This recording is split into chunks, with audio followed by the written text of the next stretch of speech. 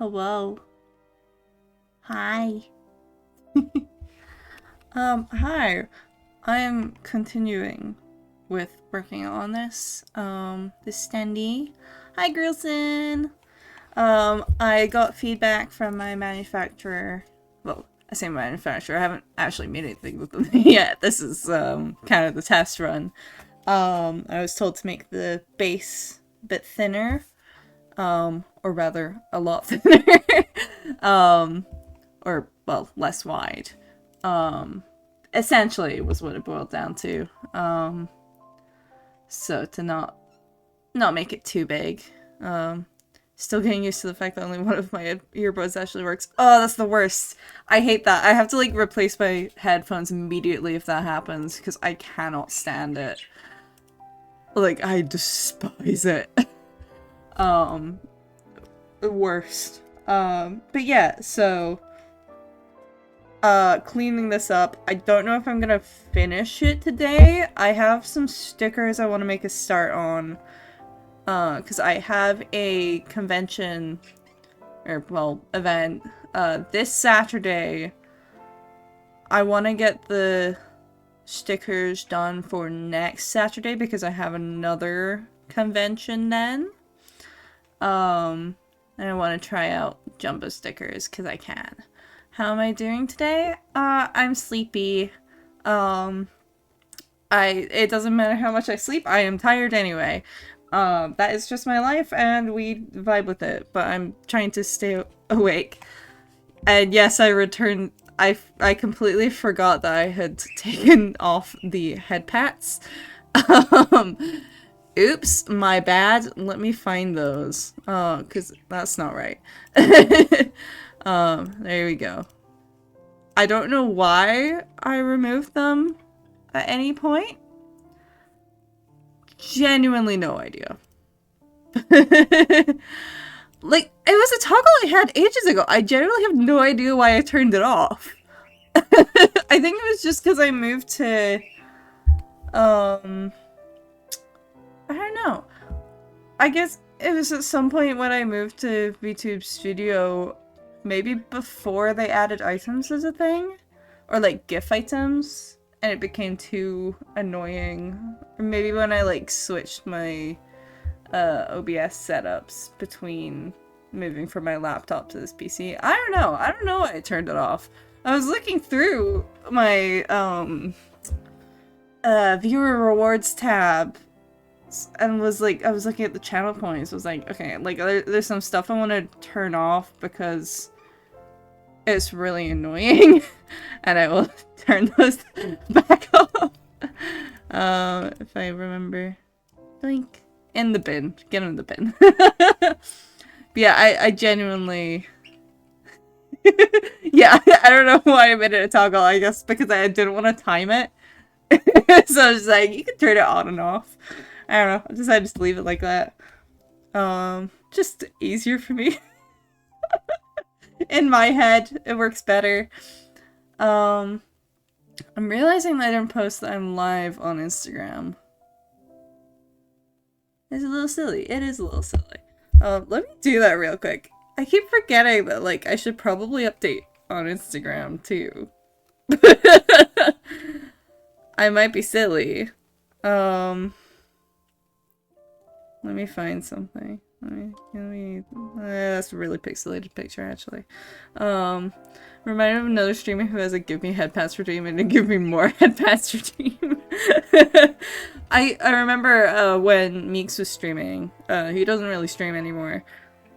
But I would spam redeem the head pats.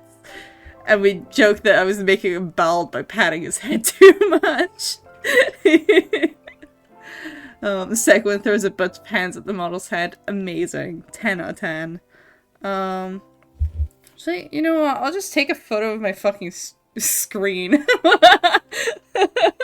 Why not?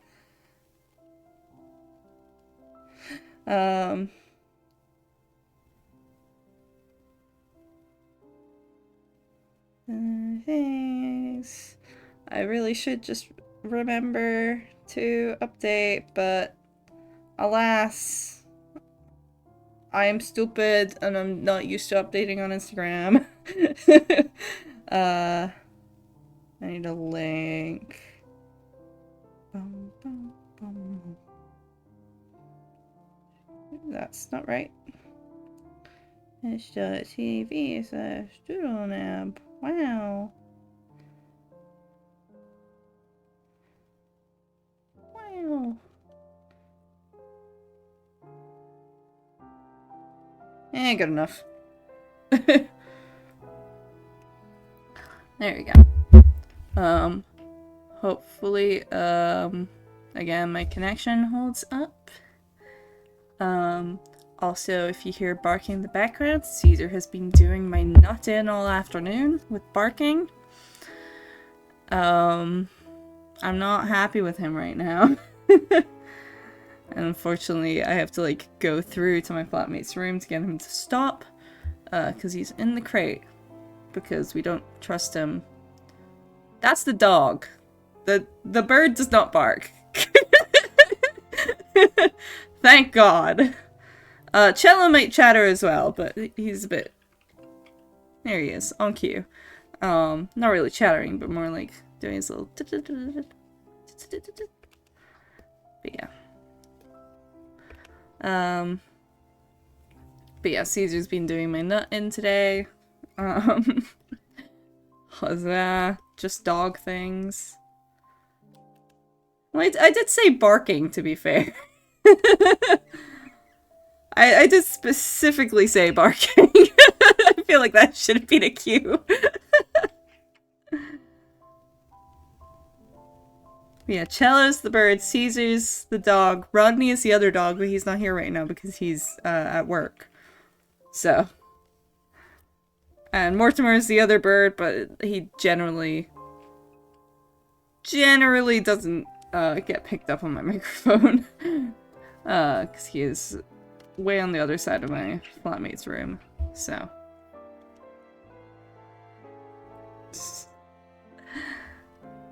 But yeah, I'm gonna try and at least get this lined. I have some jumbo stickers I want to work on. Which I didn't put in title. I did put in, like, my linking places. I was starting a new write project, playing with an old character idea of mine. Ooh. I need to, like, revive some old OCs. I say need, but I think I'd actually probably die a little of cringe, because it'd be like, how the fuck do I rework these? Nightly a link raised by a great fairy. Ooh. Hell yeah. Hell yeah.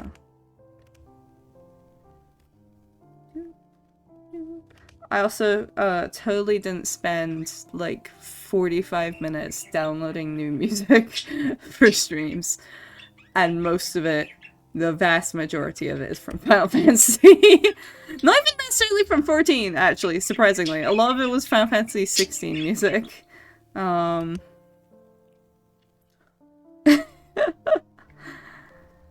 then I had to pause at one point because I made myself cry. Because some of the Final Fantasy 16 music is incredibly emotional. Thanks, Soken.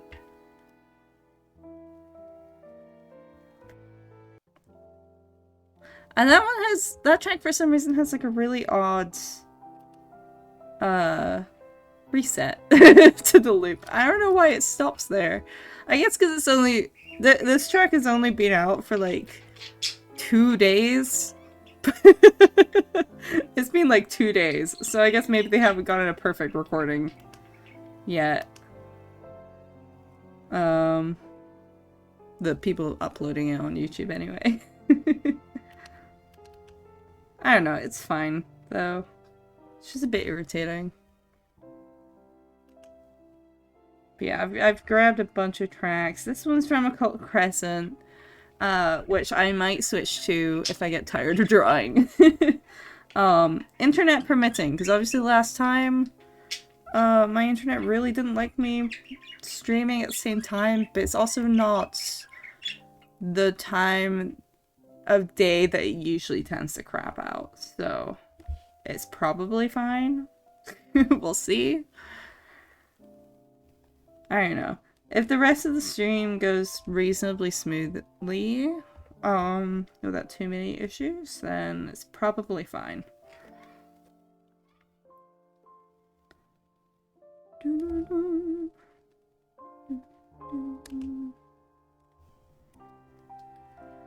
I do need to make sure that I'm actually doing the correct line width. It's supposed to be 15 centimeters. I'm really bad at visualizing size. So don't come at me. I am horrendous at guessing size. I have fucked up like anything that requires dimensions. I have really estimated incorrectly. Even when I take out, I literally, in my desk, I have measuring tape to check things. I still fuck it up. I don't know why I cannot do dimensions to save my life. What is scale? I don't know. I'm really bad at it. But yeah. Woo. I have been really enjoying Occult Crescent though. I haven't managed to do too much of it. Because I play on American servers, right now my sleep schedule is like semi-normal. Thanks to that sleep reset. For now, and I'm hoping to keep it that way. But so like I've been super tired by the evening because I don't know what it is. My body just cannot handle like a full day without a nap. I need like one long nap. Does not matter how much sleep I get. Unfortunately, I think I just genuinely have like an incredibly bad predisposition to sleep disorders for some fucking reason. I don't know, it might be something with my... I do need my long rest and my short rest. I do! Hello! Hi, Rain! How are you? But yeah, no, I don't know. It might be something to do with my, suspected EDS. I don't know if I'm actually diagnosed with EDS, by the way. I know for a fact that I meet the diagnostic criteria. I just don't know if my physiotherapist that I got referred to agreed that I'm definitely hypermobile. And I have enough points on the basis score. I just don't know if I actually got diagnosed. Because they don't tell you. And I don't have access to my medical records to see what they put in there. So I generally don't know if they've, like, actually diagnosed me or not.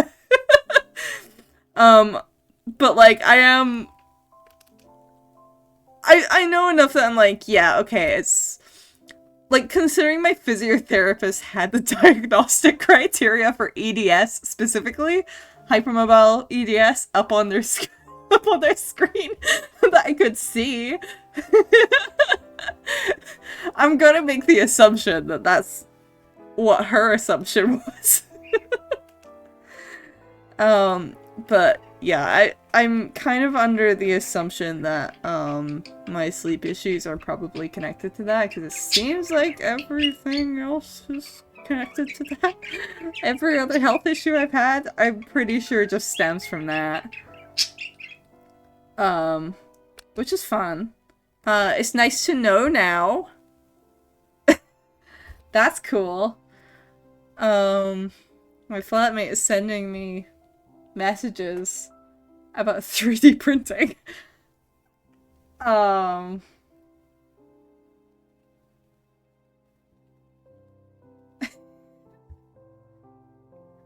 Okay. Just grinding through the workday as usual. Hell yeah. I suppose this is me working, isn't it? This is functionally my job. It is helpful to know. I do need to at some point go to my doctor and be like, hey, can I get a pharmaceutic panel, please? Because I've noticed that a lot of medications just straight up do not work on me. which is apparently common with EDS, and I'm at the point where I'm like, I should probably, like... I should probably... A what panel? A pharmacogenic panel? Pharmacogenic testing? You mean? Or... I'm assuming we're not talking about, like, other kinds of panel. I don't know. I forget what I say myself. But a pharmacogenic panel, it's a test to basically... It's like genetic testing to see what medications do and don't work, essentially. They do it a lot for mental health stuff. Which means I might have to, like, for some reason get in with a psychologist to be like, hey, I need to know what pain medications actually straight up don't work on me.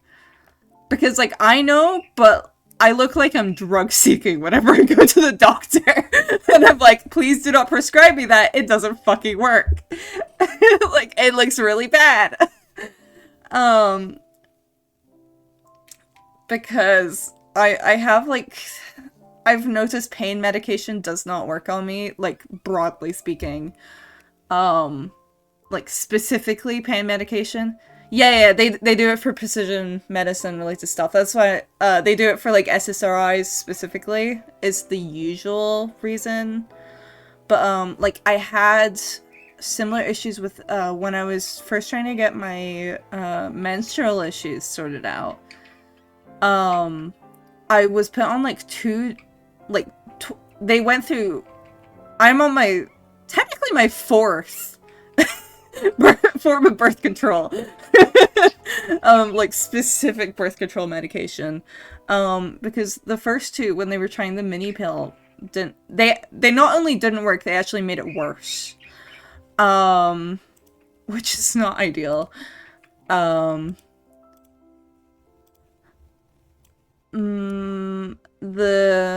other 2, it was purely just because they got me on the hormonal pill. That worked. And then there was, like, a supply issue, so they switched me to another. Which is why I say I'm technically on my 4th, but it wasn't for any, like, reason with the 3rd. It was just supply issue. So they put me on an alternate. But, like, a few years ago, I was having, I don't know, people who've been here for a while would probably remember I had, like, a really bad chronic cough. It's settled down now, but I've kind of realized I just have, like, a very easily irritated airway, which is probably because of the whole connective tissue doesn't work properly thing, but, you know. But, so because it kept bruising my ribs, they prescribed me codeine. Which is how I found out that I am completely 100% immune to codeine. Like, not even any side effects. It just doesn't do anything. I've never, like, I've had issues with, like, over-the-counter pain medication to the point where I don't even fucking bother most of the time. Like, paracetamol doesn't do shit. Does nothing. Flat out nothing, which is paracetamol, so that's not terribly uncommon for it to not really touch pain. Ibuprofen only works if like the pain is caused by some sort of inflammation specifically. Or like an immune response. So like it works if I have a fever. It doesn't really do much else. If it's like actual joint pain, doesn't do anything. I have naproxen, which is, I don't know. Naproxen is weird because sometimes it seems like it works and other times it doesn't. It's very, it just depends. I don't know. I don't know. And I've had issues when I've gone, like, I had to get braces as a teenager, so they had to pull some baby teeth that were just not coming out on time. The local anesthetic didn't work, and I was like 14, so I didn't say anything. But it didn't work. I felt everything. So that bodes well for if I ever need, like, proper, full general anesthetic ever. Yeah. That wasn't great. Yeah, no, I don't know if it's, like, specific kinds of local anesthetic, because I've had, like, minor surgeries, because I have a predisposition to ingrown toenails, which is very fun. And that local anesthetic worked. Like, that was fine, that worked. But the ones they use at the dentist does not. And I thought that was how it was supposed to be.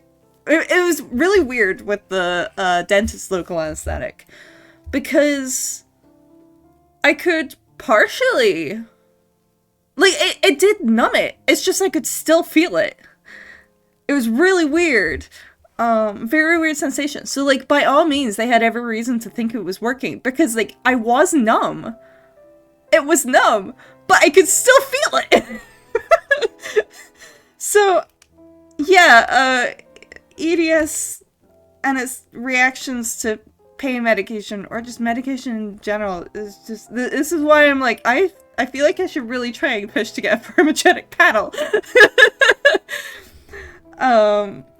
Because, like, because of, the codeine thing, like, they think I'm drug seeking.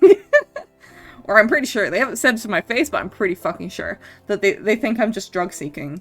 When I'm really not. I'm just like, it just straight up doesn't work. Don't prescribe me that.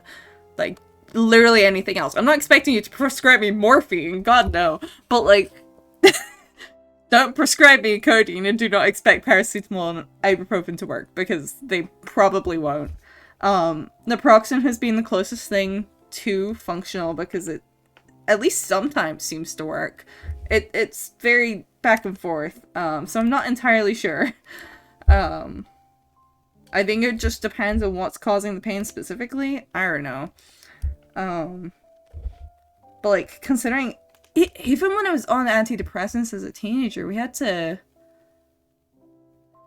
go through, I think I got put on the maximum dosage, because I wasn't reacting properly to it, and I at that point was just kind of like, yeah, it's totally working, definitely. Like, I was reacting to it, because I had the bad side effects. And I think I had some of the proper effects. I think it was just, I don't know, I don't seem to react to a lot of medications very well. Which is concerning. So I think I just actually do need to get that done at some point. Just be like, listen, I'm not fucking about with you. Like, I just genuinely have really lackluster reactions to medication, like, broadly. And I would like to know what specific ones are fucked. I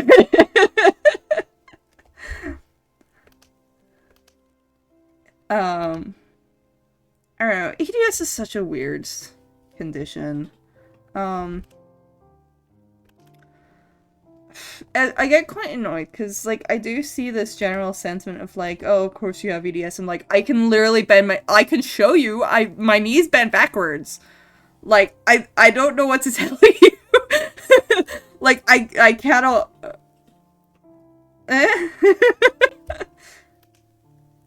My knees bend backwards, my thumbs bend backwards. I'm pretty sure my neck is hypermobile, which is concerning. I recently injured my shoulder by moving it upwards, because I didn't realize that I might have been actually dislocating it over my collarbone. Like, my elbows are slightly hypermobile. They're not as bad as my brother's, though. But it's like, my body is not normal. So I get quite annoyed with people, like, doing fucking, oh, of course you have EDS, you're so special. It's like, no, my body is just literally actually broken. Like, it doesn't, I do not have functional connective tissue.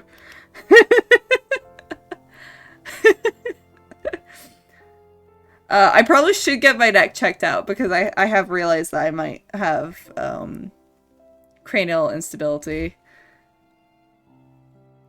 Yeah, it would be helpful. The problem is like trying to convince them to do it. That's the main issue. But I always have like 8 billion things I should probably, by all means, go to the doctor about. I'm pretty sure at this point, just every issue I have is probably caused, like, directly or indirectly by the EDS. That's probably what's been happening. Is what I'm starting to realize. So I'm just kind of automatically under the assumption now. It's just like, it's probably the hypermobility again. But yeah, it would be a good idea if I can get them to do it without having to go private, because I cannot afford private. I cannot afford private healthcare. It would have to be NHS, and I don't know how I would convince them. I don't even know how I'd broach the topic, just like randomly. I feel like I'd be kind of at risk of wasting time if I just phoned them up to be like, hey, random question, can you get me a pharmacogenic panel to test what medications I might not work so that I can just not have to deal with that in the future? Because the way I see most people getting it is when they have like a therapist that can refer them for it. Because that's the most common use. I don't currently have one, so I probably should. That's a whole that's a whole other thing. But like I don't, as it stands, have one, so I generally don't know how I'd get that. I don't know.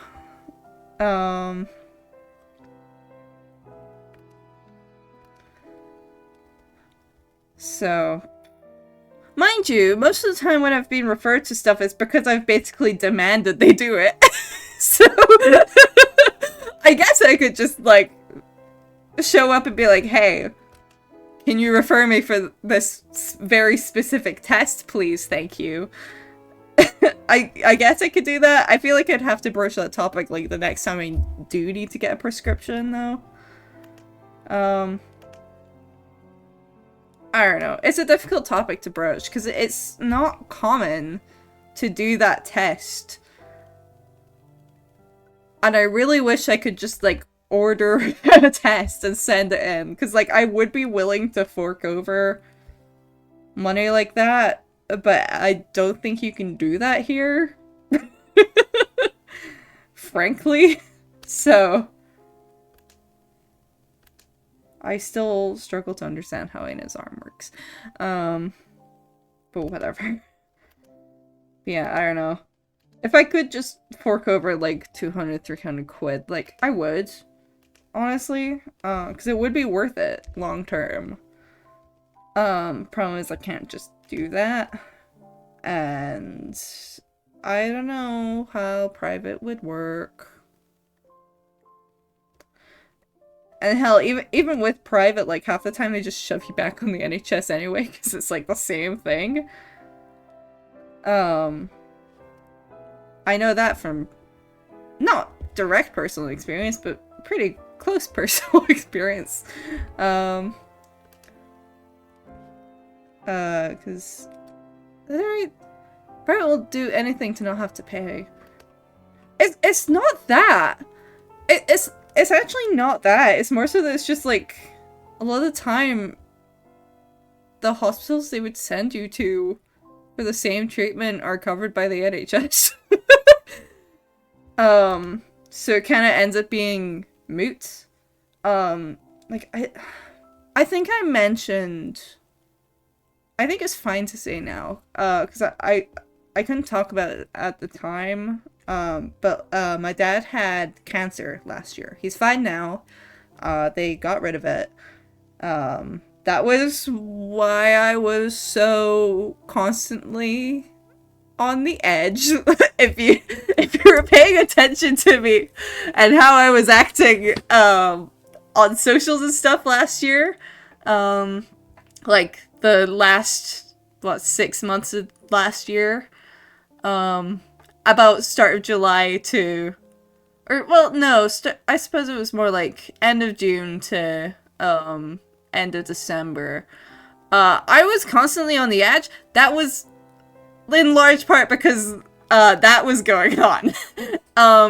Anyway, the point is, where I was going with that is, my dad has private health insurance because of his job.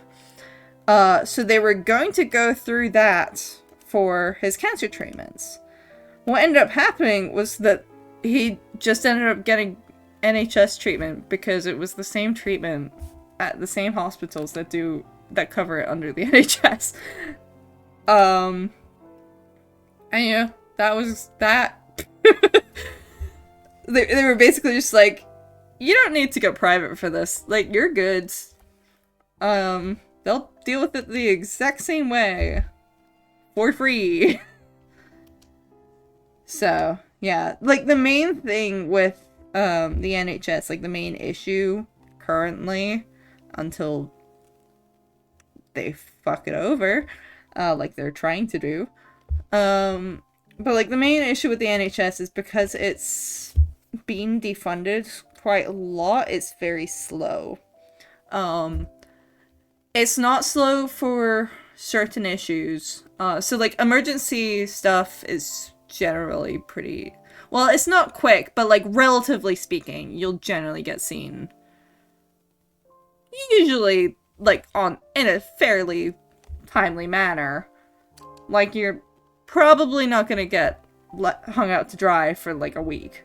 You know, like, whenever I've had to go to E, it's usually been, like, sometimes I'll call up ahead of time to get an actual appointment. Like, I've been advised that there's, like, certain times that if you go in the evening, you're probably gonna be there until, like, the early morning.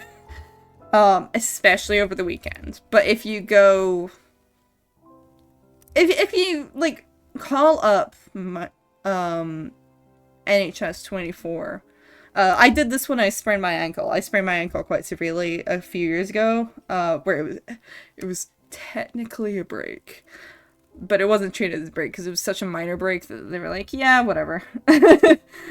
Just treat it as a sprain. That's fine. But it was... I sprained it at, like, 8 p.m. on a Saturday night. I was like... and this was... The main reason I called up NHS 24 was because, this was... It was, like, just post-lockdown. It was, like, 1 year out from, like, when they were going ham on the lockdowns. But you were still advised to call up first, so it's like, okay, I'll do that. And they got back to me pretty quickly, and were like, yeah, you have a few options. You can come in now, but you'll probably be here for, like, 6 hours. Because it's a Saturday night, and it's really busy. Because, of course, Saturday night means all the fucking idiots who drank way too much are in A&E. Essentially. You can do nothing about it and hope for the best, which, you know, not a great option, but it's an option. It's certainly an option. Or you can just, like, we can make an appointment for you to come in anytime within, like, this hour slot, and we'll get you checked over tomorrow. So I was like, that one, please. Should get to cut ahead of the football hooligans. Real. It's not usually football hooligans, though. It's generally drunkards, especially where I live. Because I live in a very... It gets called a student city a lot, because a lot of the... especially the area, well, not, I suppose not so much the area I live in specifically, but like everywhere in city center is pretty much students.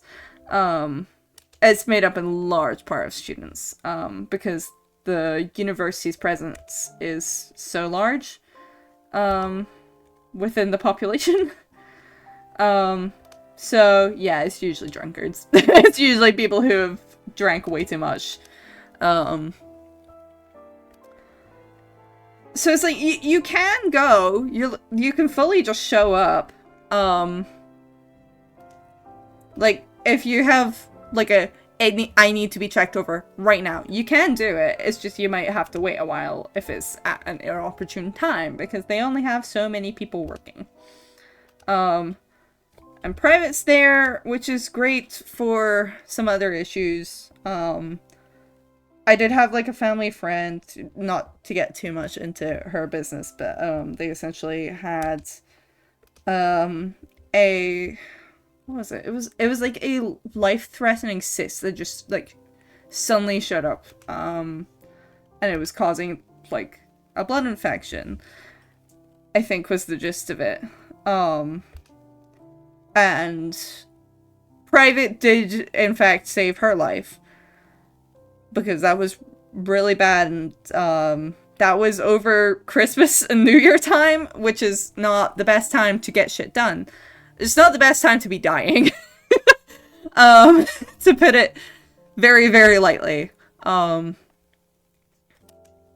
that was a pretty shit experience, as a close family friend. Not that I was, like, around, but, like, I was getting pretty constant updates on that for the period that was happening. So it was pretty dire circumstances, and like the speed it needed to be sorted kind of required private. Like it probably could have been done on NHS. That's my medication alarm. Let me go take that. And my model will freak out. Oh yeah, how dare the condition not schedule itself? Yeah. No, it's just, like, obviously there's healthcare workers working over the holiday period. You know, there's always people who aren't, who don't celebrate the holidays. But it does make it less convenient, you know, because there's maybe not as many people quite so on the ball, around that period of time. So it becomes more difficult. But yeah, I mean, she got sorted. Probably would have been fine on NHS, but like the private really sped it along, which was quite important. Why is that going at the same time? That's not supposed to go at the same time. I'm pretty sure I staggered those. Oh well. As you can see, I have set up Nightball because it was supposed to be set up, and then I think it disconnected itself from my channel at some point, and I didn't notice. Oh yeah, someone that's ethnically Filipino, like over half of my family's nurse and doctor, so I get that. Yeah. Yeah. I want to say we have quite a high population of, I guess it's more broadly West Asian people in healthcare. I don't know the exact stats, but it seems to be fairly common. I'm saying West Asian because I don't know specifics. But like obviously a lot of people from Western Asia, especially if they're from like India or something, a lot of them are not everyone obviously, but a lot of them don't celebrate Christmas due to their own religions, so you know they're typically more available, I suppose, around that period. But I don't know specifics. That's me just kind of making a guess, just because I do see a lot of it, but that could also just be bias, I suppose. I don't know. I do feel like I see, just generally, I don't know. Maybe it's just at my university that I see a lot of the, healthcare students that are, but I don't know.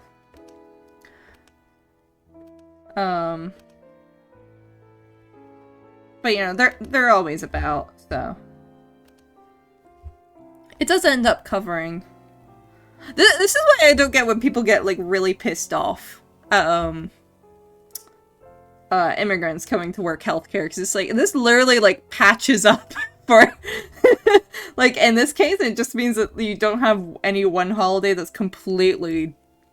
has a completely decimated workforce. Like, I don't know. That makes sense to me.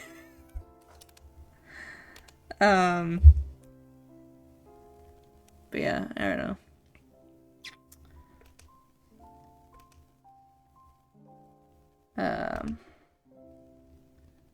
Yeah, exactly. It's like, it literally only benefits. I was having a conversation with my flatmate about something kind of tangentially related to this, the other day, where, we were talking about, what were we talking about? It was like, the part of the conversation I remember, anyway, we were talking about, people being anti-immigration, and how, like, it's,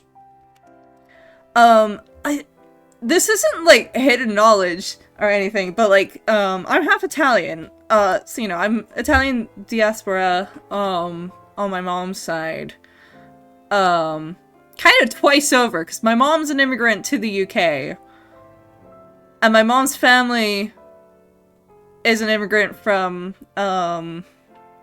what's the word? What's the term? They're migrants to Canada from during the post-World War II period of, a lot of Italians migrating. I feel like there's a specific term, I don't remember it. But, like, I get perceived as an immigrant a lot. Like, it is a lot of people's automatic assumption. That is where I get the Italian from. Yes, I am half Italian. This is not a secret. I don't talk specifically about it a lot, but, like, that is why. And I got brought up away from a lot of my, Italian family, because they're in Canada. And we did not go there very often, so I did not get taught Italian growing up. Even though it was technically my mom's first language, but you know, whatever. Okay, can't fix that.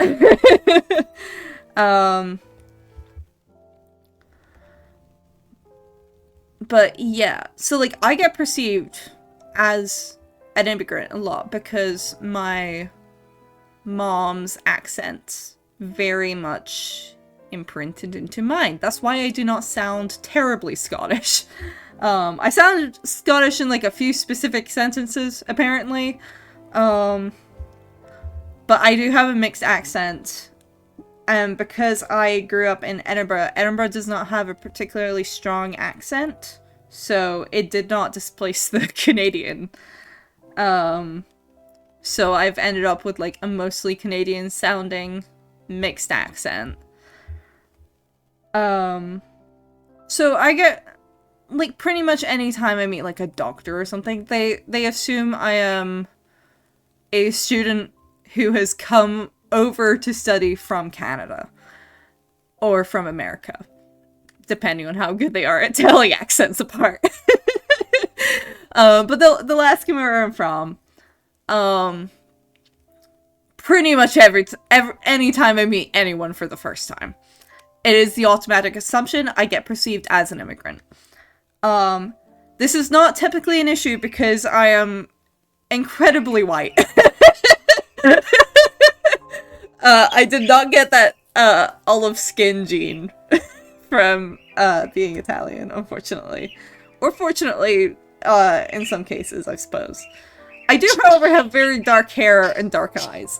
So it's infeasible to be perceived as such, but it's not typically people's first assumption. Not that anti-Italian sentiment is terribly common now, but yeah, like, I do get perceived as an immigrant, but it's not terribly the same, because I am very, very white. So people will talk to my face. Is that a bourbon background? Yes, that's my budgie cello. He's very chatty. He likes when I talk. his favorite soap opera. But yeah. So, like, I've had people talking to me very, very directly with anti-immigrant notions, I suppose. Birdie is in chat. Yes. And it pisses me off because my family does in fact get affected by that. Like, whether they mean it or not. We see less of the directness of it because white, but when actual legislation goes into effect, like, they are more at risk. My mom is at risk because she is an immigrant. Now hopefully it would never actually become an issue, but like, because they're only ever trying to get insert ethnic group here removed. Like, they don't see it that way. They don't see it. It also becomes incredibly bizarre with it's my fucking grandparents on my mom's side who, like, one of them specifically. It becomes incredibly bizarre. That was a very strange conversation to have with my nonna, who was in fact an immigrant from Italy. And I'm sitting there like, specifically because my nonno, was the exact kind of stereotype, Italian, Canadian, I suppose, Italian immigrant to the Americas that people used to get very racist about. And I'm sitting there like, how do you form this opinion? What? Like, I had a whole argument with my nonna once over a call where I was like, how the fuck, how do you come to this opinion? I don't know if it's because, my nonna grew up in Canada, because it was more so her parents that migrated with her when she was a child. My granddad migrated when he was an adult. He actively, to this day, does not speak much English. He worked a construction job with other Italians where they did not have to speak English, they would just speak Italian to each other. To this day, I believe he still gets Italian newspapers. Like, he is the exact stereotype that would have received the same sentiment not all that long ago. So it's fucking insane to me how people come to that opinion. You see it with, like, people who have actively migrated recently as well. There was, like, a recent story where it was, this was in the US, because obviously the US is quite severe for this right now. But there was, like, a Danish man who, he got iced, basically. Ice got him, and his wife is, like, about to... She's heavily pregnant, like, about to give birth, does not know where her fucking husband is. And this is a Danish man, so, you know, extremely, very, very, very white. Like, all their kids are extremely white, have blonde hair, blue eyes. Like, this is the last type of person you'd expect to get affected. ICE doesn't care. They might have their biases of who they want to do it to the most, but they don't care. And And I think I saw something about how this Danish man, who was a migrant, who fucked up on his, somewhere along the lines in his papers, was like a Trump supporter who specifically wanted anti-immigration stuff. I mean, you see it a lot with British expats as well, where it's like the ones that like go to Spain, never learn Spanish. When Brexit happened and they realized it affected them, it's like, we fucking told you. We fucking told you. What? Yeah, I've had uncles have the same sentiment, and I'm like, are you kidding? You came here on a boat on a green card. Yeah, exactly. It's insane to me how that happens. And how frequently it happens. And I'm sitting here like, I know this is, like, a lot of these people are probably the, cough cough lead generation. Like, it's a lot of boomers, a lot of Gen Xers who probably have had their brains a little bit broken by being around lead all the time. And maybe a little asbestos thrown in there. But it's like, are you stupid? And what happens? The lead generation. I don't know why I thought that first instead of just saying the baby boomers, but I don't know. It's how I like to think of them, because I do genuinely think a lot of them have genuine actual brain damage from all the lead. That's not a joke. I genuinely think they do. A lot of them. But it's insane to me. It's okay, we have microplastics. True. I loved injecting microplastics directly into my lungs. It's my favorite hobby. But no, I think it's in part because I get genuinely really pissed off by lack of empathy, and even more so, poor literacy. Poor literacy really pisses me off, actually. I have gotten, like, genuinely angry at, like, the lack of literacy nowadays. I'm gonna switch to music, because that loop is kind of driving me a bit nuts. I'll have to find a better version of this track, I think. I got, like, a whole bunch of stuff.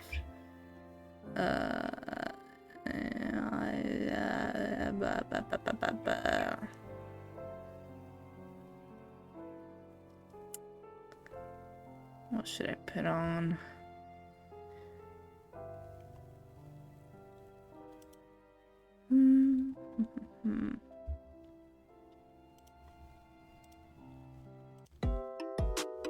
Oh, that's really quite loud.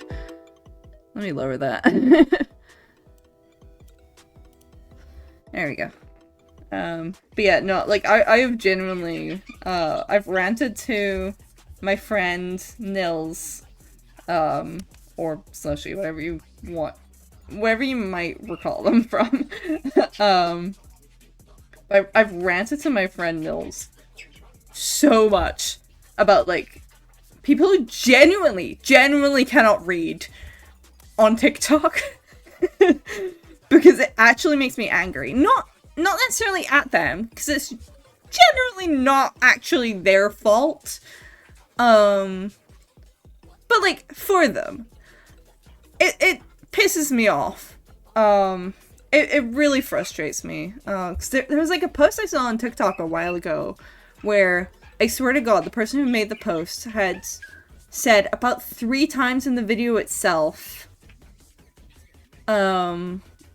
like, exactly what they were talking about. It was this girl who was criticizing... What was it? She was criticizing people drawing Chinese characters in Japanese traditional clothing, I think was what it was. And not, like... She was criticizing people who more so weren't Chinese themselves doing this. And by Chinese characters, I mean, like, characters who, in universe, are Chinese.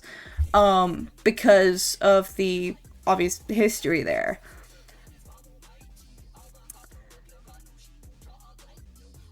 People in the comments were asking if it was okay for them to draw Chinese characters, as in characters from Chinese shows. Or, actually, I think it was Japanese characters in Chinese clothing, I think was what it was. And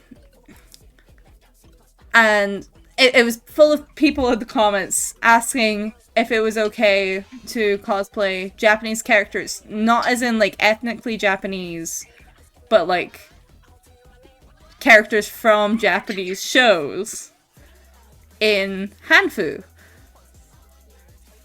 And if it was okay to cosplay them as a white person. It was like... She said this, like, 3 times in the video. It was in the captions. It's in the comments. She has said it multiple times. Exactly what she means. She's reiterated it, like, 4 times. Are you kidding me?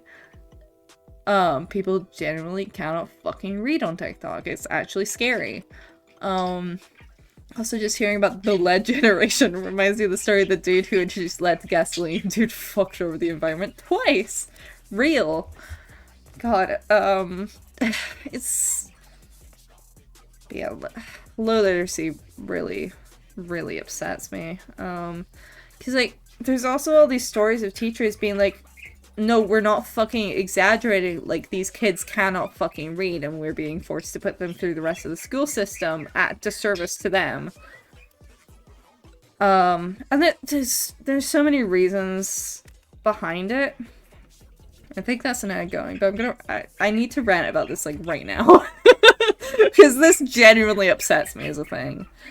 But it's like, there's like a whole host of reasons. There's, like, obviously a lot of these kids are iPad kids because their parents, not necessarily that they want to, but they have to work. Both of them have to work, so they can't constantly be working with their kid, which fucking sucks.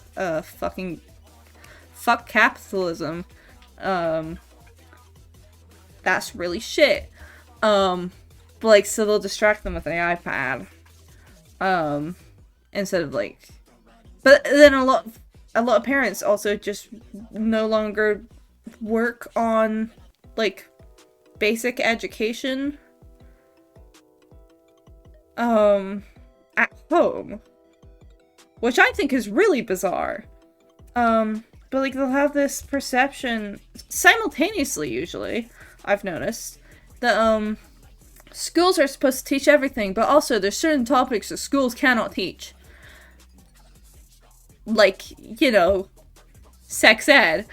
That's a whole other topic for me to rant about. But I'm not gonna get into that.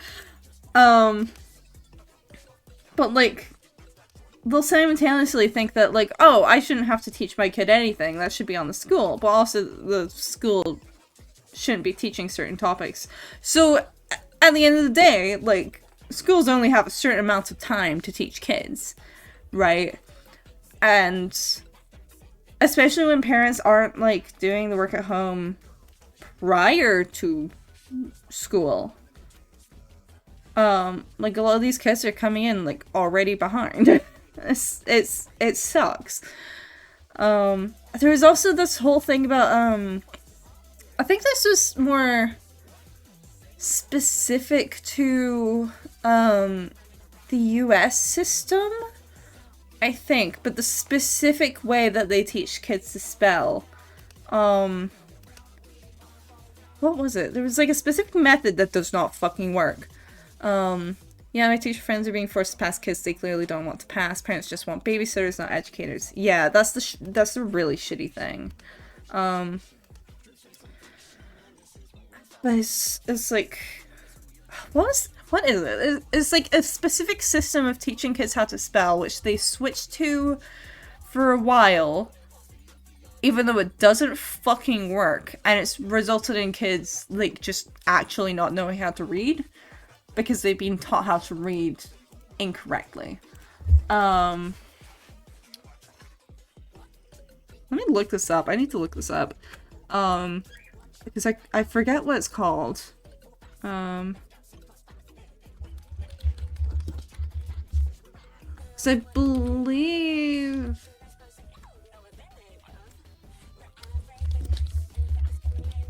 all that Common Core stuff. Yeah, it's like... what's the specific...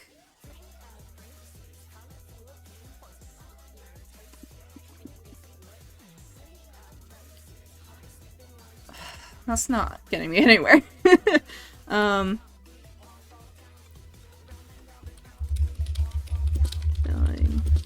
Method that doesn't work. What is it? What am I thinking of? It's like, I believe the way that does work is teaching phonics. I believe. I'm not a fucking teacher, so, like, don't... don't get my ass for this. But there was like a specific way that they were teaching it for a while.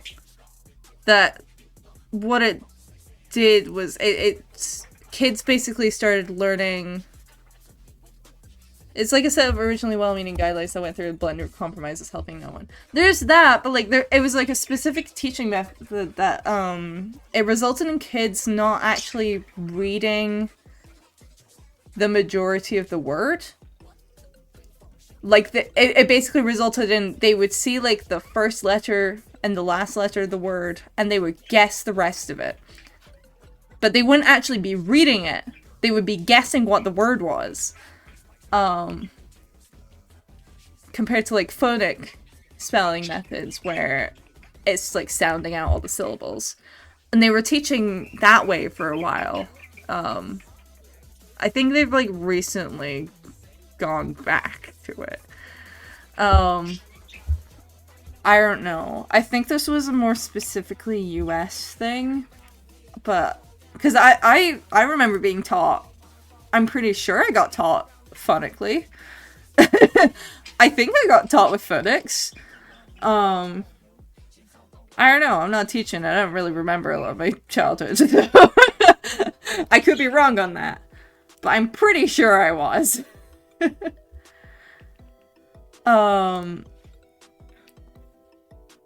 So I think it was like, believe it was like just after my year group. I don't think it was the year directly after. I think it was like a couple of years after mine. Which for context, I'm 23, turning 24 later this year. I think it was just after my year group that this fucking happened. That's how I read the big words in JRPGs. Real. Although, that being said, I suppose I was a big book kid. I don't really read much anymore, just because I don't have time.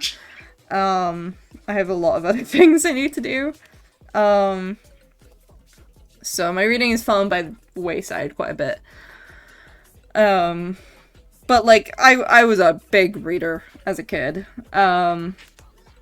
So I was generally ahead on this stuff. I think also, if I'm remembering correctly, the US education system starts a bit later than most other places. I still read a lot, but mostly webcomics at this point. Yeah. I probably mostly read with video games, so... which, to be fair, like with, Final Fantasy ones, some of those use pretty big words that I have not heard in that context before. So, I mean, hey. It still technically counts, I think. But no, I do try to read occasionally, I really don't have the time. But yeah, I believe the US system starts a lot later than here. So you guys start elementary school at 6, right? If I'm remembering correctly. I think it's the same in Canada as well. You start at 6.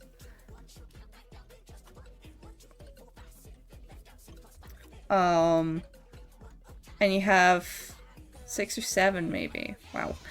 And then you have, yeah, 6 for kindergarten. Right, so you have, I thought kindergarten started like a little earlier and then you went into elementary. I don't know. I don't fully know how your system works. I don't get it. We start nursery here, like basically our pre-K, at 3. I started, or I think even 2. I think I would have started at 2, actually. You have optional preschool beforehand, yeah. I think I would have started nursery at 2 years old. Like, 2 just before turning 3, I want to say. I started primary school when I was 4. Because I'm born in early October. And, at least at the time, it was like you'd start in August for the school year. And it would group up everything from, like, every kid from, like, February to January of the next year into 1 year group. I think that's what the cutoff is. I'm not really sure, actually. But so I started primary school when I was 4 years old. And nursery here, it also teaches a fair bit of, like, reading skills. High five, fellow baby. Hell yeah. I'm 4th of October. So I was always one of the younger kids in the year. But still one of the tallest. No, but, yeah. So we start earlier, and I wonder if that also has an effect. Not that we don't also have issues with that, but I do wonder if that's affected it somewhat, to make it a bit worse in the US. Here follows the older kids. Oh. Yeah, no, our year cutoffs, I don't know why they do year groups like this, actually. But at least from what I can remember, it was usually February to February of the next year. Because I remember, my year group was mostly 2001, but we had a couple of 2002 kids as well. But they were like early 2002. So I want to say it's February to February. Is my guess. But I don't know specifically. But anyway, as a result of that, I started primary school at 4 years old. And then turned 5 not too long after.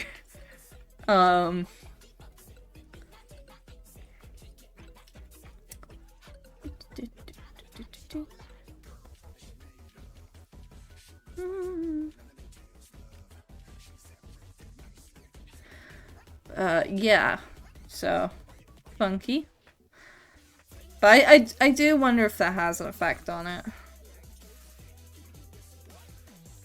Maybe. I don't know. I don't really know.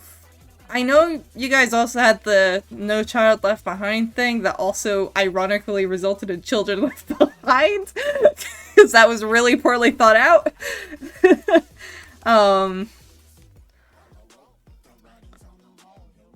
This is not me saying that I think our school system is necessarily perfect here, because it is definitely not. Oh god, it's not. But I think we do a lot of things better here, I like to think.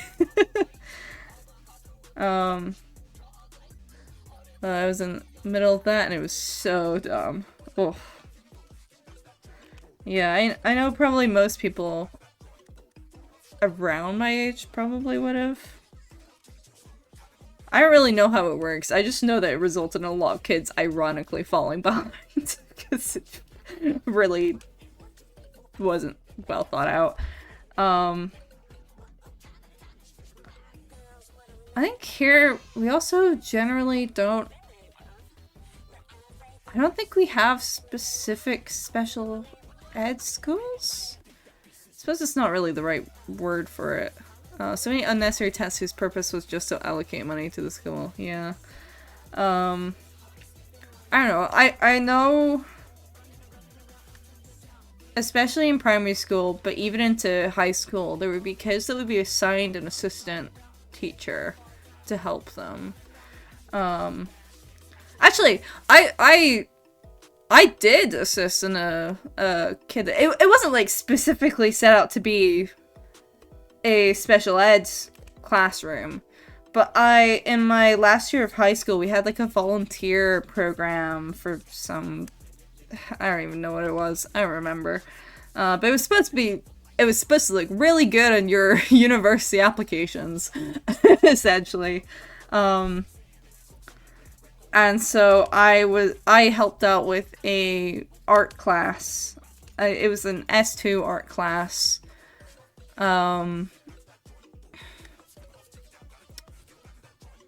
And it wasn't set out to be, I don't know what the actual word is supposed to be, because I know special ed is not necessarily the best one, but I'm forgetting what the current term for it is.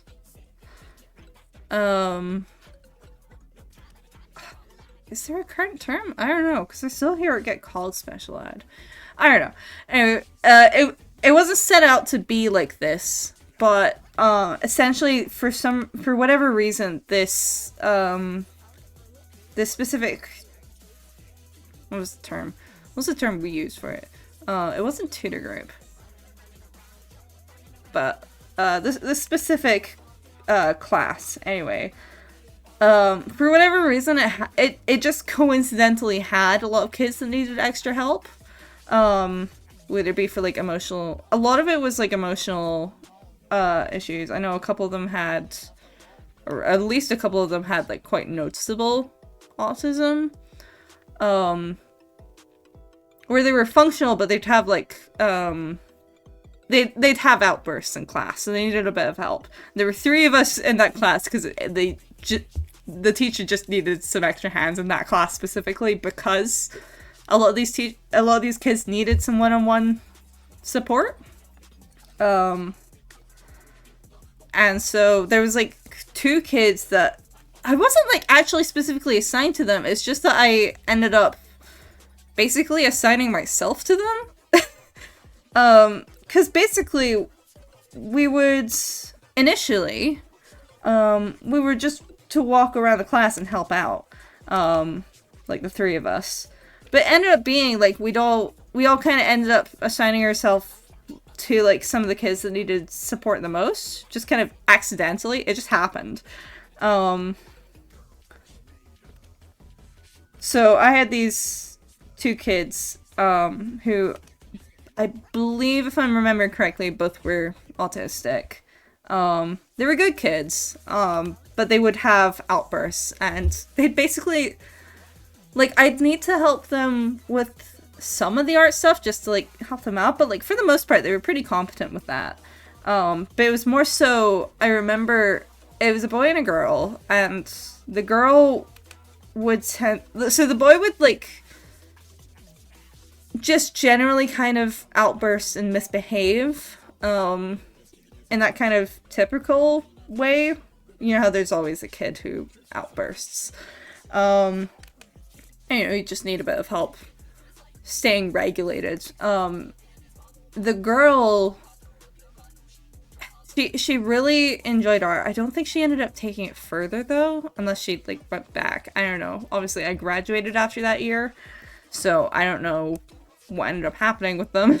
I hope she maybe went back and did it, because she did really like art, but she decided not to take it further after that year, because of her confidence with it, because basically she wouldn't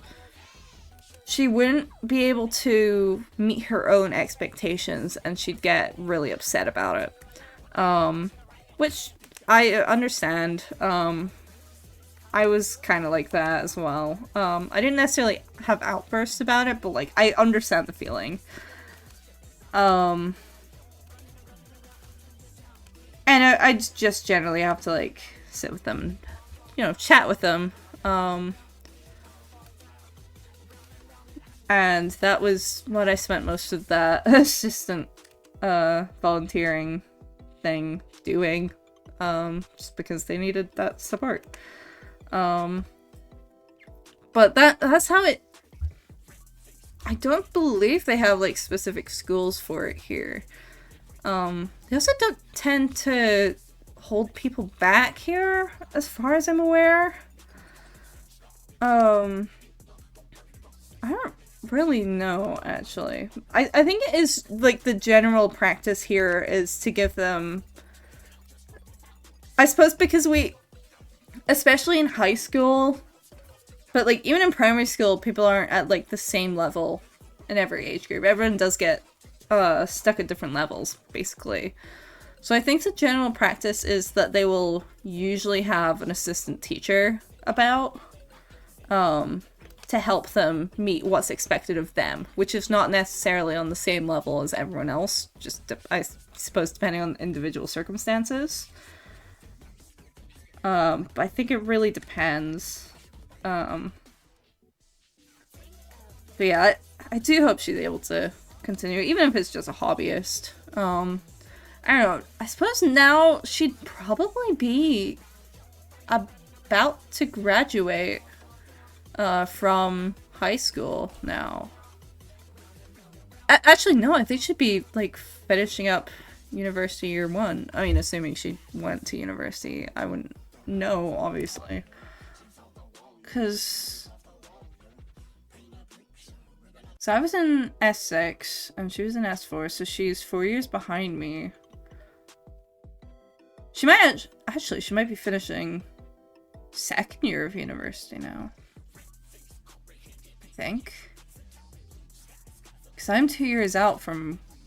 I graduated a couple years ago now. Yeah, I guess she would be. Huh. That's crazy. Time is weird. Yeah, I don't know. I hope she's doing well. God,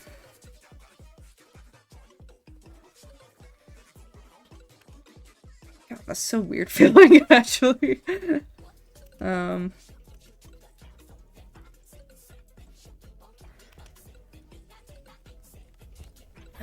Yeah, that's at least my understanding of the system, for learning disabilities here. It might vary per school, but I think it is generally, like, individual education plans, I think. I think that's generally how they're supposed to be handled. And exams, you can, there's usually, extra time given. I don't know. I was never, I highly suspect that I'm autistic, like, 99% sure. I'm never gonna, like, go and get a diagnosis, because there's, like, no real... There's no benefit to me to actually get it diagnosed. There's actually only, like, problems if I ever get it diagnosed. So I'm not doing that. But, like, I'm pretty sure, but, you know, due to it never getting caught in school, because most of my issues were social. But I have a very bubbly personality, apparently, and that means that nothing ever got caught. Even though I was in severe emotional distress. I say that as a joke. I'm not joking, but I say it as a joke.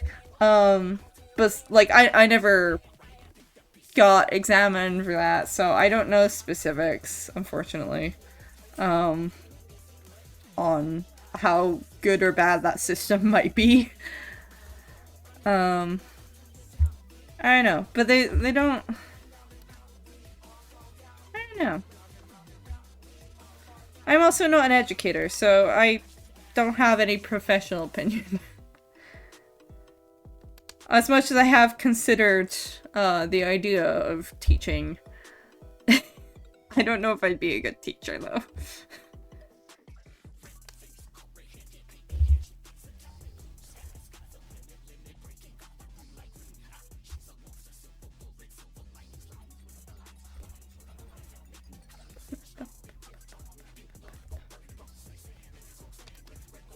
I have been asked multiple times though, with like universal credit and stuff, if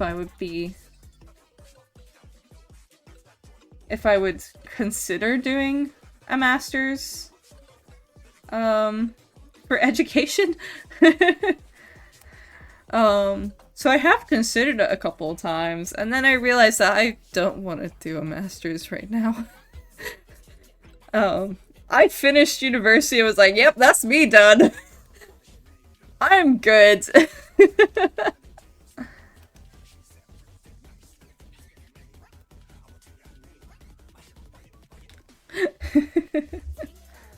Oh, that's way too big. That's also way too big. That's better. This size.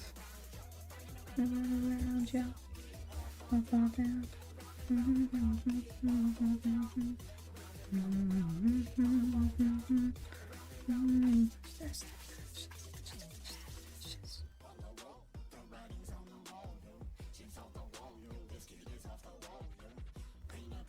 The ROI for Masters in Education just isn't there, unfortunately.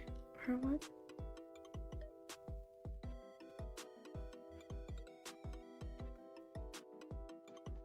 I'm trying to remember what that word means. It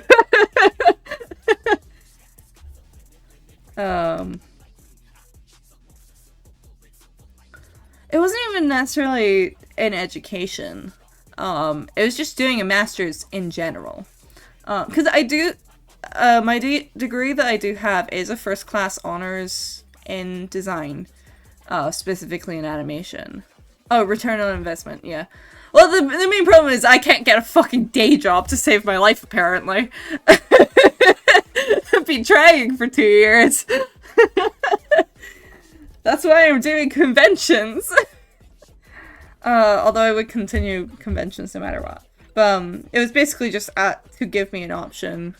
I was like, I don't want to do a master's right now. I'm all education now, I'm afraid.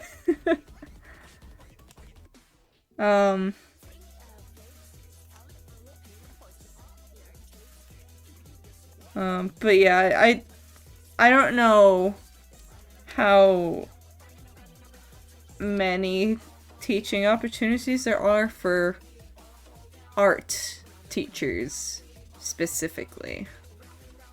I don't know, I probably could do art history.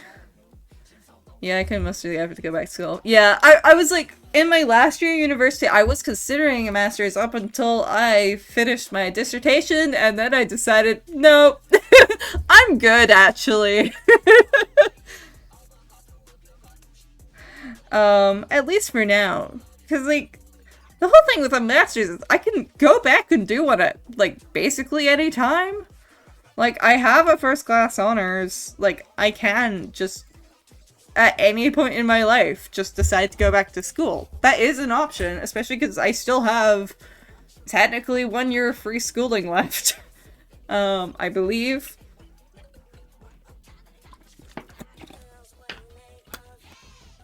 So, like, it's an option that I might take eventually. Just not now. Not right now. I don't have the energy for that right now. I consider it like once a year where I'm like, should I apply for a master's? No. No, I'm fine. I'll fall down. But yeah, like, I really did just finish my degree. I was like, yeah, no, I'm good. I've got the degree classification that I need. Above and beyond, even. But,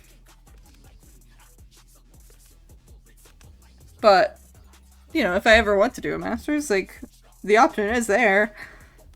I just don't wanna. Not right now. I don't have that kind of energy right now.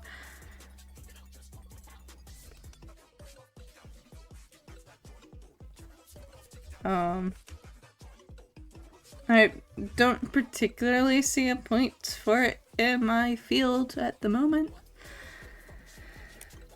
But who knows? Maybe I'll go back and do one eventually. I think part of it is also, I don't think I could handle a classroom right now. Like, at this point in my life. If I were to pursue, like, teaching. I don't know how to teach. I don't know. I shy away even from, like, making tutorials for the thing I have a degree in. I've gotten people asking, like, I'm happy to help people, but, like, I've had people ask on TikTok a few times, like, oh, can you make an animation tutorial? I'm like, no. For multiple reasons. No. Because A, I'm not confident in my teaching ability. B, there is way too much to distill into a, 3-minute tutorial?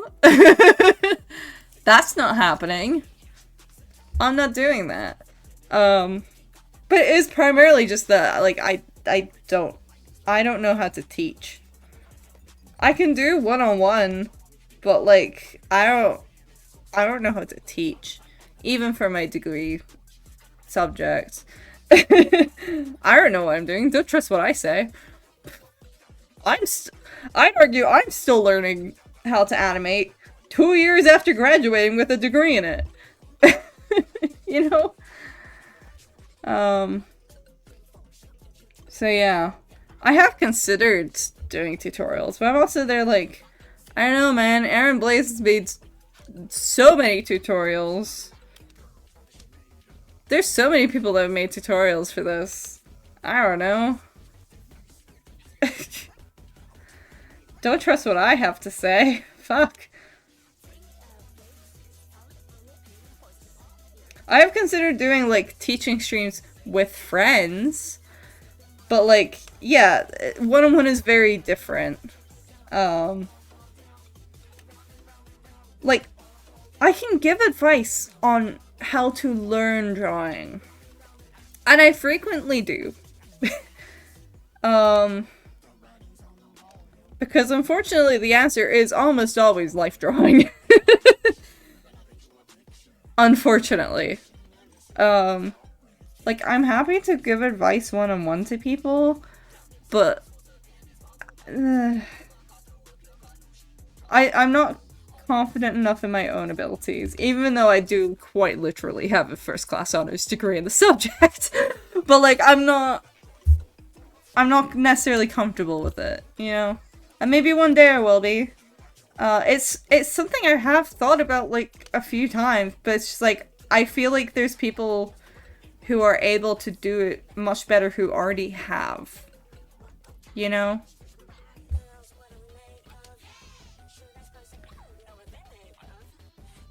I need to get an ENA reference up.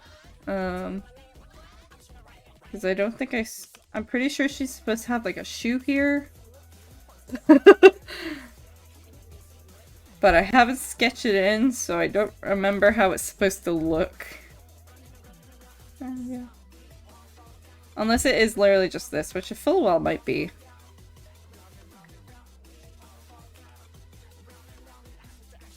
Ashes, ashes to ashes. Yeah, I think also with animation, it's really difficult to distill down. There's a reason why, like, when people teach, when people make animation tutorials, it's usually in the form of teaching the 12 principles, because that's quite honestly the best way to learn animation is just to do it and keep those principles in mind. Like, you teach the principles and then you kind of just get released into the wild to figure it out. That's how I learned, so anyway.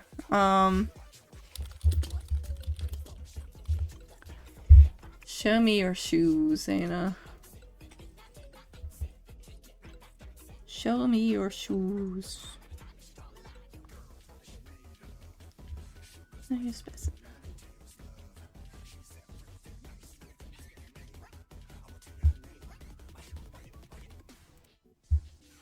Okay.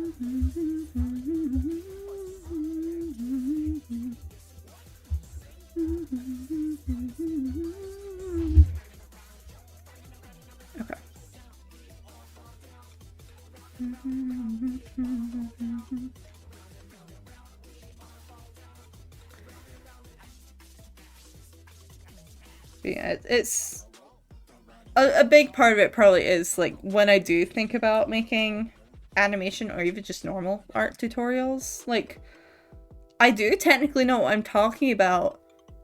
I think the main problem is there's already so many people that have made tutorials. I'm like, I don't think there's a point in me making one. The information is already available. You know? There's nothing I can tell you that hasn't been said before, I feel.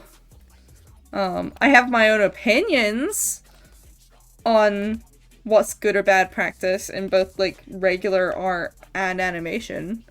But those are opinions. You know? And it's kind of a bit different from, like, what's actually best practice. They're just my opinions on what are good practices.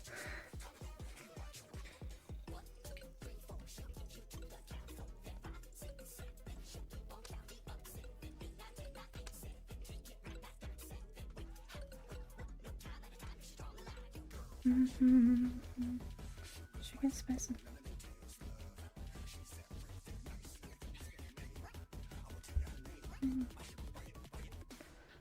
There's also...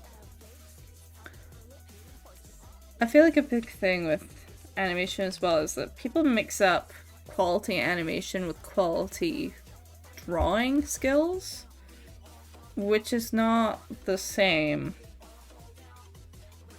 Like, I see it a lot with anime where people would be like, oh, like, the animation is so bad, and it's just that, like, a particular drawing still frame is not great. It's like, that's not animation. That's a single drawing.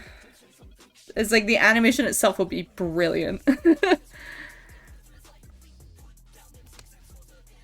Yeah, I don't know. I got opinions. I have things I tend to keep to myself. Something something clutch cargo. I don't know what that phrase means. I've never heard that before in my life. What does that mean? I don't want to look up. Tell me what it means. Tell me. I don't want to look it up.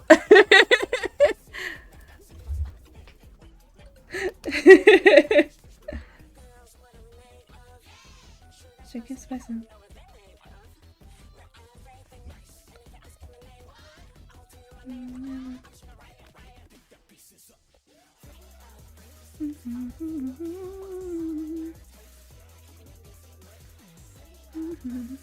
Clutch Cargo is an old series infamous for its unusual approach to animation.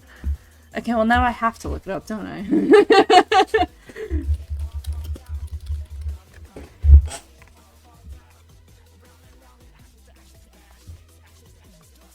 Oh. I see. I see what you mean. Synchrovox, still images with live action lips doing the talking. Yeah, I figured that out. That's interesting, actually.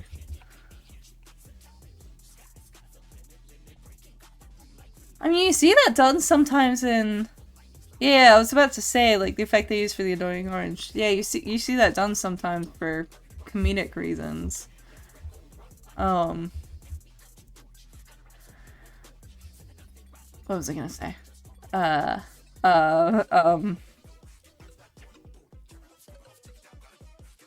forgot what I was gonna say. Or I kind of lost the thread of what I was trying to build up in my brain. Clutch Cargo was the one program that used the effect in earnest. Yeah. To be fair, from the still screenshots, I mean, for... That's not what I meant to do. For what show? What time? When was this show made? For 1959 and 1960, that's pretty decently blended. Actually, that's pretty well done. Just looking at still images, I don't know how it looks in motion, but like, I suppose that's probably a similar effect to how Ray Harryhausen did his effects stop motion. Motion is a strong word. It tends to be with 1960 cartoons. I've imitated those for a job once. And it basically just meant looping a lot of animation.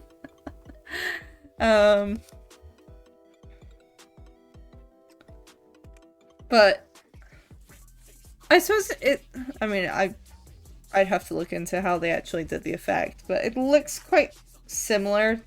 I'd assume it was done in a not dissimilar way to Ray Harryhausen. You remember the Mr. Incredible and Pals short? No. At least not by name. I cannot type. Wow. And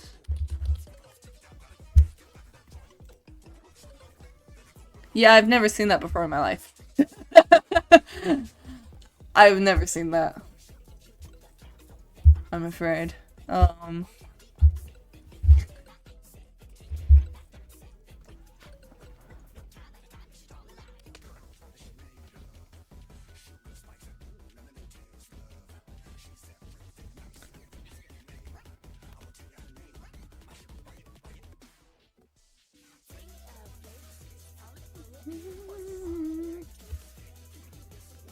There was a short associated with The Incredibles with a supposed tie-in parodying the series I was talking about. Oh, I see.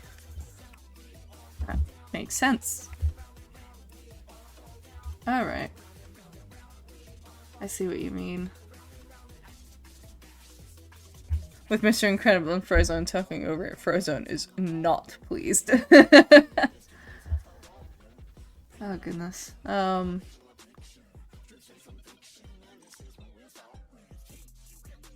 Words. But yeah, I'd imagine probably not so much with the Incredibles one, but I imagine with Clutch Cargo is probably projected. I'd assume was how they would have done the effect. Which is similar to how Ray Harryhausen did his stop motion effects mix with live action. Which is a very cool subject, actually. Ray Harryhausen is a very well-known stop-motion animator. I'm trying to think of, like, what some of the stuff he worked on was. It was ages ago. So he's known from, like, the Sinbad movies? No, what projecting means in this context. Like, basically, light projections. Like, projections. I suppose. Like, the way Ray Harryhausen... I'm going off of what I remember, because I went to see an exhibit on him years ago. What I remember, because he was doing this work around that same time, if not earlier, even. And he specialized in stop motion mixed with live action. So, there's... I'm trying to remember what film it was specifically. I think it was... what was it? There's a specific sequence that he's really well known for, from Jason and the Argonauts. It's a sequence of, the skeletons. It's a skeleton fight scene. Anyway, the way he did... Yeah, the fighting skeletons. The way he did those effects was,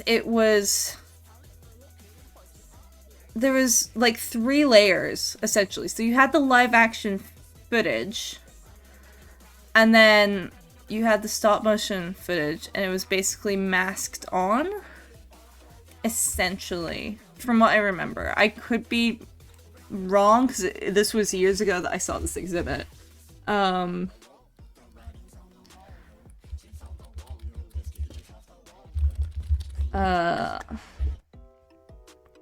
So it was really interesting, but like it made use of projections to mix the effects. You probably have seen it because it's very well known. The technique is called dynamation.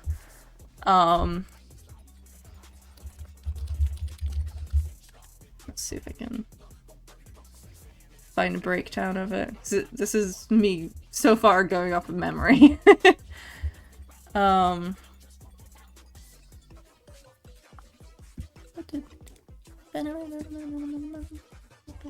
But he pioneered that. Because this was well before CGI.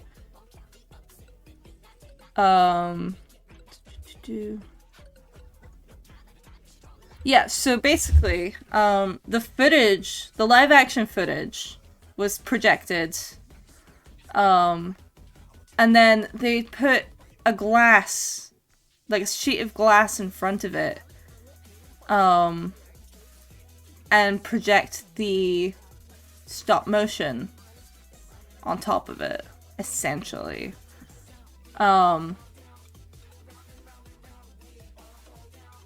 To make the effect. It's like the rough explanation. It's like sandwiched in between the rear projected footage. So you've got like 3 layers.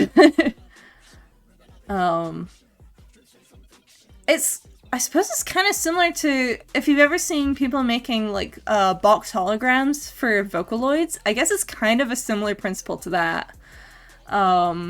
If you guys have seen those, where you project it onto the glass to give it a 3D effect.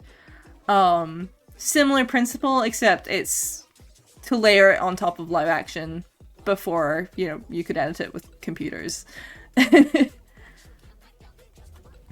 Oh. And it's pretty impressive. That was like a really interesting exhibit. They had like some of the actual models as well, which is very cool. And my dad took me to that, I think when I was in like 3rd year of university. Don't know what it is about your captioning software, but it does not understand my voice. Yeah, I haven't gone in and fixed that. Is that the Twitch captioning one? Because that one's kind of forked. Just broadly. That one's just kind of shit, and I need to see about finding a replacement. I think I have like a experimental captions thing. But it's probably quite outdated. That would have been years ago that I downloaded that, so I need to get some new captioning software or plugins or whatever. I don't know. But yeah, there's your little fun animation fact. And I was bringing that up because I assume probably they did the lips using a very similar principle. Because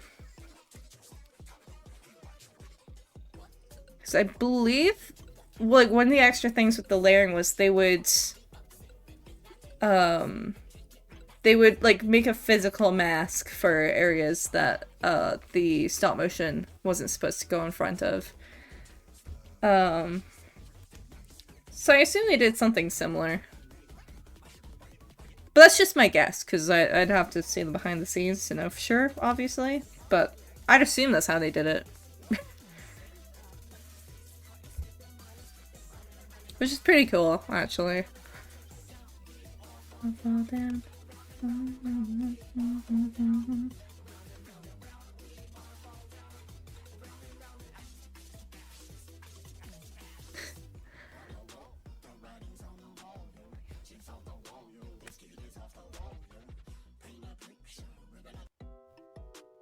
Okay, that's another. Why is it cutting off so weird?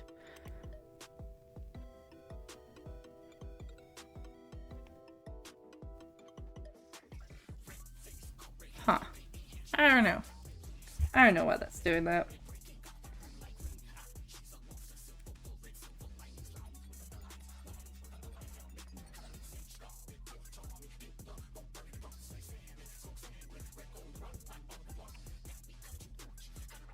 yeah. I probably should get some better captioning plugin stuff. Maybe you should ask Lennox what they use. I think they've mentioned what it is that they used before, but I don't remember.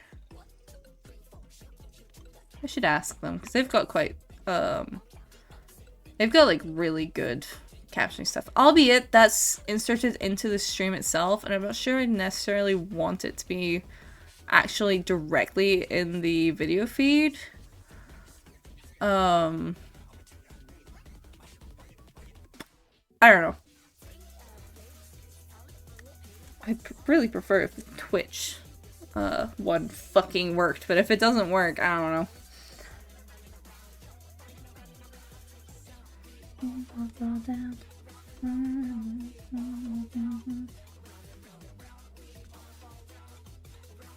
Why does accessibility have to be so fucking difficult? Not even like the actual concept of it, but just like shit not working. I actually get very... Ooh. Here's a rant. It's probably kind of noticeable on some of the platforms I post on, particularly Twitter and Blue Sky. But I've made a habit of always adding alt text, so long as I remember. But like specifically on those two platforms, because it's easiest on those two. However, I get really, really annoyed with how few characters you get to write alt text. This is like such an obscure topic to rant about. I feel like I've never seen anyone else bring this up, but like Tumblr to me has the gold standard for adding alt text. Because Tumblr gives you, I think it's like 4,092 characters, which generally speaking, more than enough. Perfect. Twitter only gives you 1,000 characters, which is serviceable. It works. The platform that pisses me off the most, though, is TikTok, which only recently added alt text, which is great. It's great. It's wonderful that they added alt text. You only get 300 characters per image, which is barely enough for a sentence. It's insane. Like, genuinely absurd. It pisses me off so bad when I post art there specifically, because I can't write proper alt text. I can't write proper alt text because it does not give you enough room. I'm not even someone who needs alt text, but this pisses me off a lot. Because I'm like, I am trying to be accessible. I'm trying to give, like, good, proper, detailed descriptions. And it feels like half of the platforms I use are fucking fighting me at every turn to make it impossible. Except for Tumblr, and Blue Sky gives you enough characters to pretty much write a full paragraph, which is fine. I wish they gave you more characters still, but like, it's enough characters, generally speaking. So it's fine. Cause like, give me at least 1,000 characters. Fuck. Like, bare minimum. More if possible, but bare minimum. I think it's like 1,300 for Blue Sky, specifically. Oh, yeah. But yeah, little accessibility ranks, and like, I am trying to be accessible for people. I am trying. And at every point, social media wants to fucking fight me about it. Like, holy shit.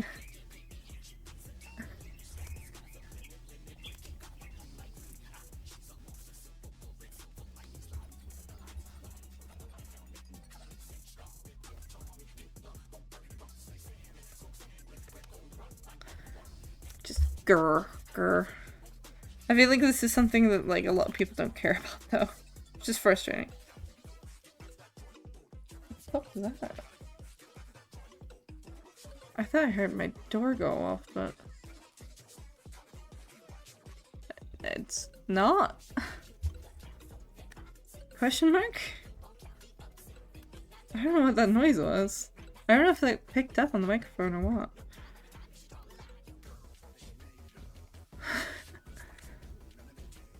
Huh. Dunno. Whatever, I guess.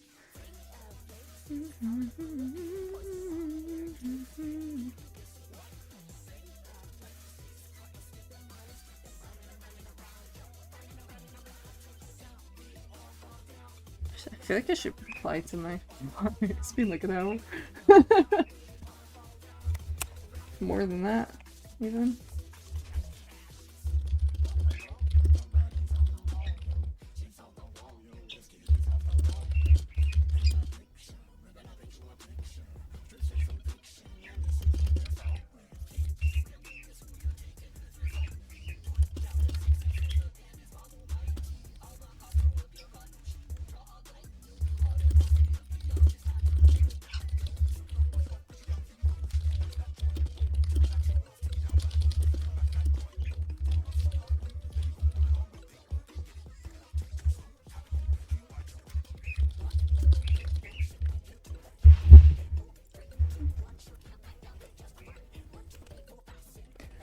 They sent me a message like a couple of hours ago.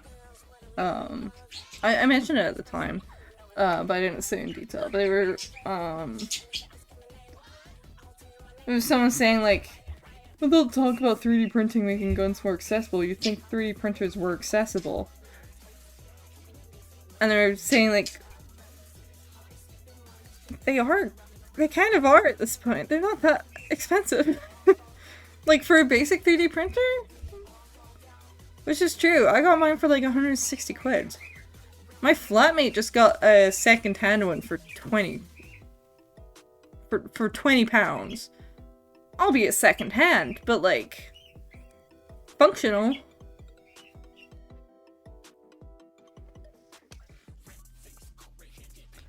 It's like, they're really not inaccessible. Also, libraries have them these days.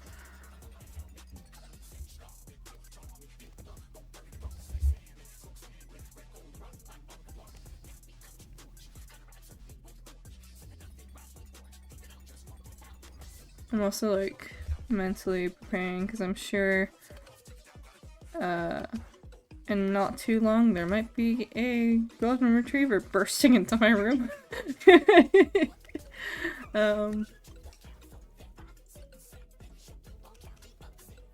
Probably in like 30 minutes. Although, it is Thursday.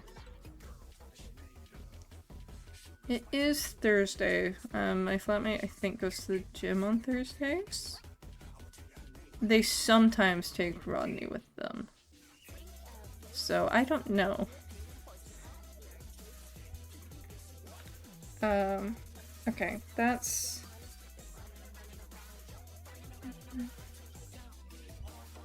Let's polish this up a little bit.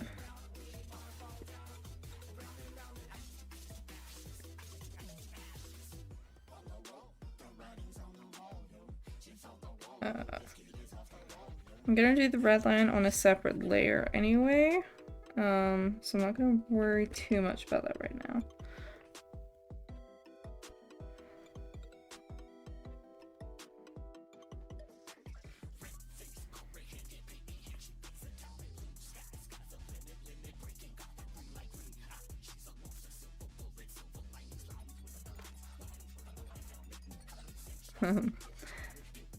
I did used to lock my door. When I was streaming more regularly, I'd always lock my door so that Caesar wouldn't burst in. I kinda don't give a shit anymore. Right now he's crated because he's an old man and he also is like determined to be as destructive as possible. So he kind of just, when my flatmate is at work, because he usually hangs out in my flatmate's room, whether or not they're home, I can't keep a constant eye on him. Even when I am home. So he has to be creative while my flatmate is at work. Or even sometimes when they are just making dinner in the kitchen, which is directly next to their bedroom.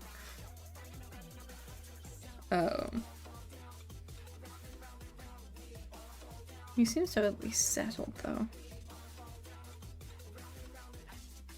He was causing issues.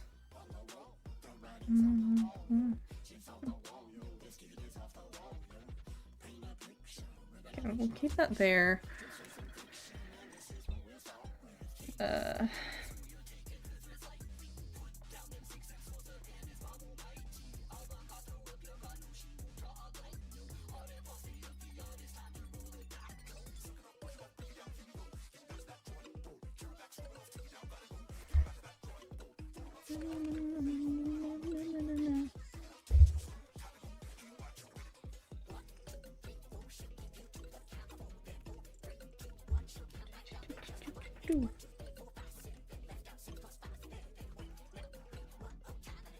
I don't know if I want to try and color this today as well. I think I don't want to because I'm not aiming to get this done, or well, like the acrylic standee done until the start of September. So I've got a while.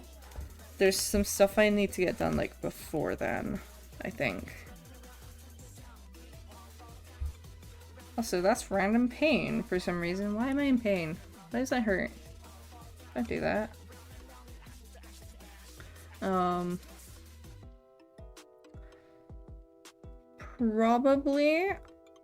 Probably I'm going to... Where's that? This one.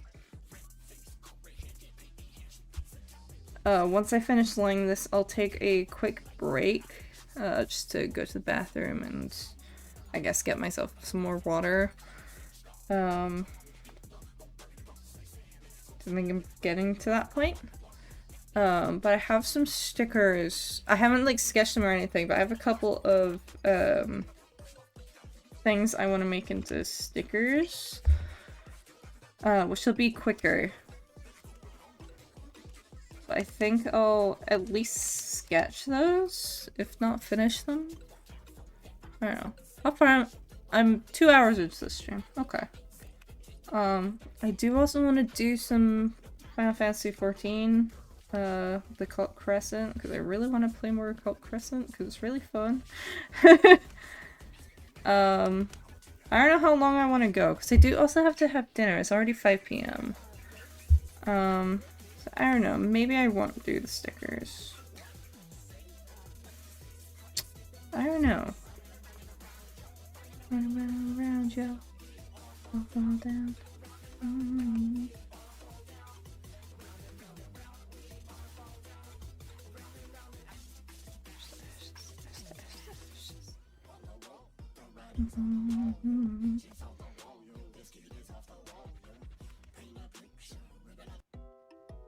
Oh.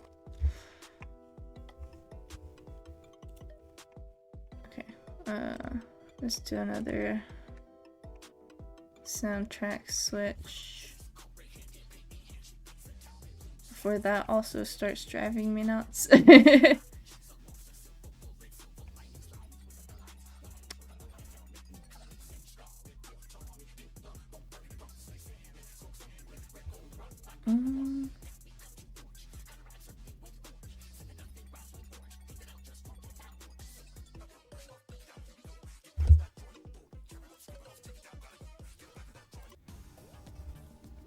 There we go.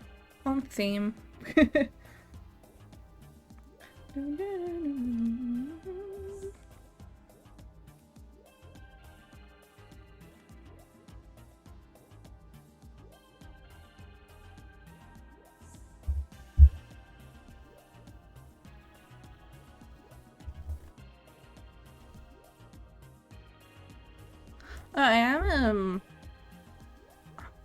I'm a bit happy because my universal credit caseworker that I have at the moment, I had an appointment with her yesterday.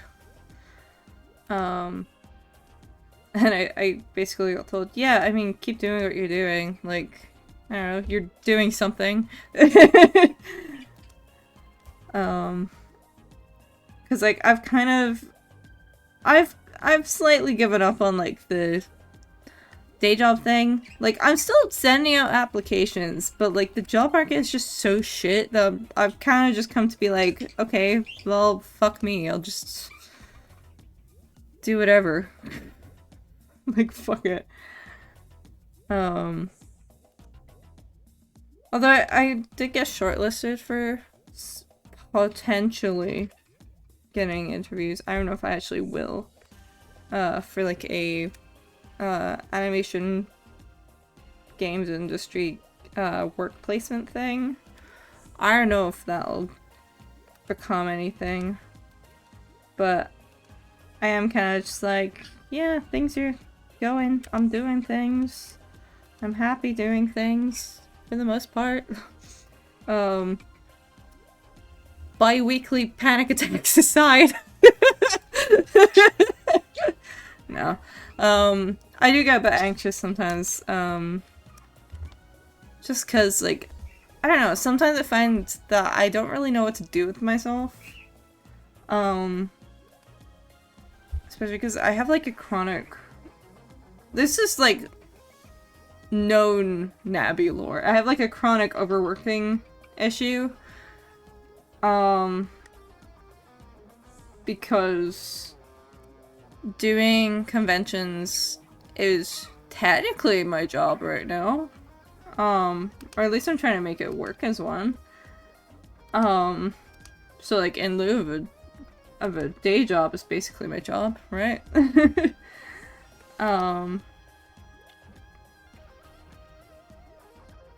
like, because it's also my hobby, I have like really bad issues separating work from hobby. Because they're kind of one and the same. I've had like issues come up with this already. Yeah, I don't know how to regulate. I can't, because art has been my special interest and hyperfixation since I was like 3. So it's both my hobby and technically my job. And what that means is I will fucking overwork myself into the ground, and I have one friend that has to keep like has to keep coming in and be like, stop, stop, take a day off, holy shit, take a day off, please. I was like, but I have ideas, but I want to do things. I have things I want to do. I want to make things. But it's like I have had like physical health issues coming up because I like overwork myself and my body isn't getting enough time to recover, because even though I'm technically aware that like, hey, I have chronic health issues from, I guess EDS is technically a genetic disorder. I have chronic pain issues. I'm so used to just working through it that like my brain does not take it as a cue to stop. So like I have already had like 2 or 3 instances of doing so much in a short span of time that I've like actually gotten sick. My friend has to be like, please, please stop. Please take a couple of days off at least. Just something. Truly the issue of all time to have. But, like, I really struggle to know where the separation is. I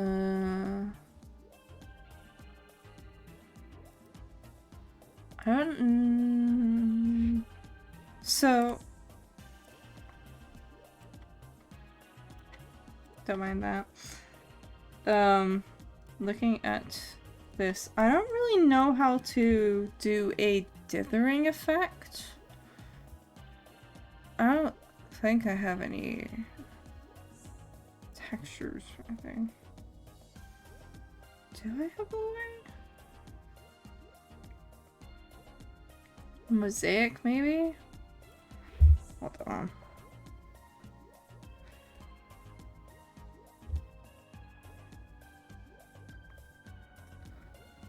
I don't even know if I'd want to pursue that because it might be an issue for printing as well.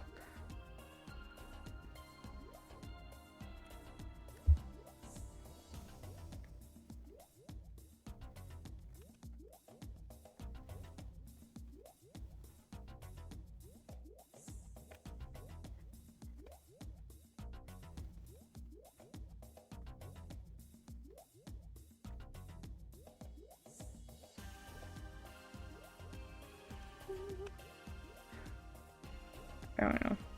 I may or may not do a dithering effect, but I'm not sure. I'm not sure if it's worth it or not.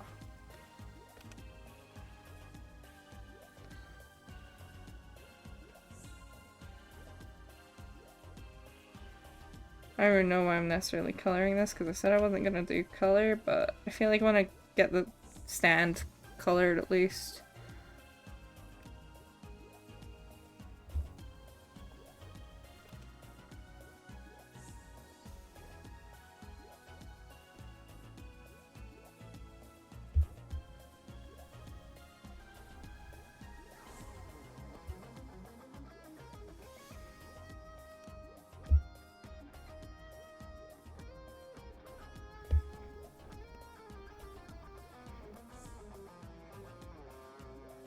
I'm just kind of throwing these wherever.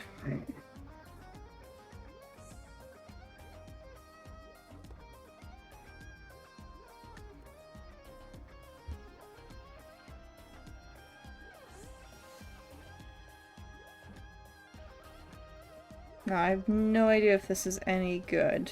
Effect mosaic? That's not quite right.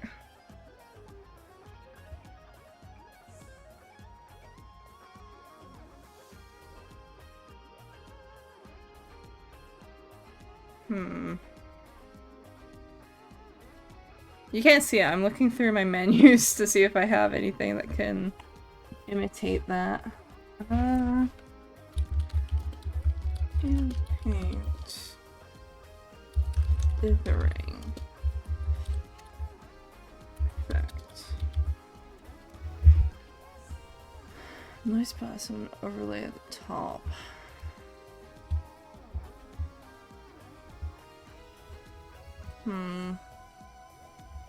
Noise filter, I guess? Hold on, let me duplicate that and that'll probably help.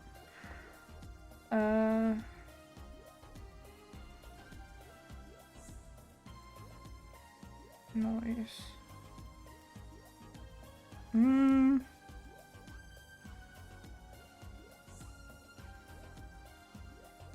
And that does help a bit.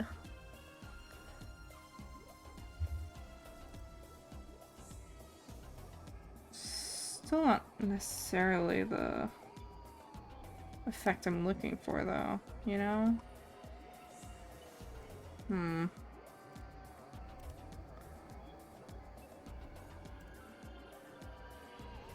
Perlin noise, maybe?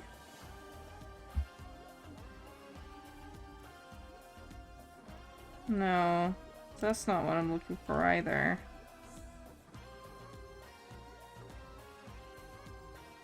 Okay, that was weird. Geometric distortion?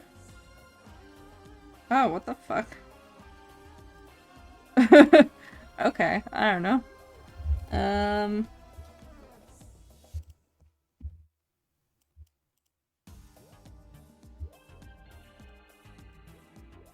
If I could, like, adjust the size of this noise, would be great. But I can't adjust the size of that noise. Whoa, okay. That's weird.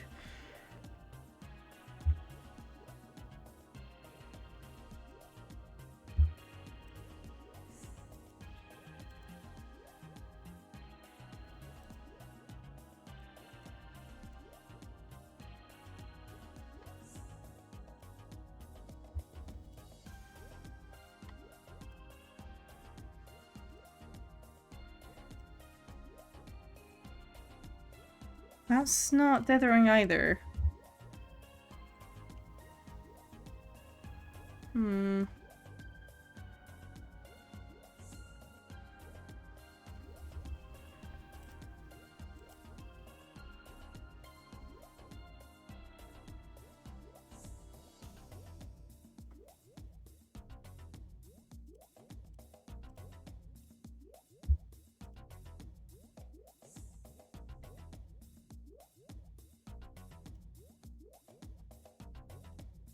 Oh, it might be this.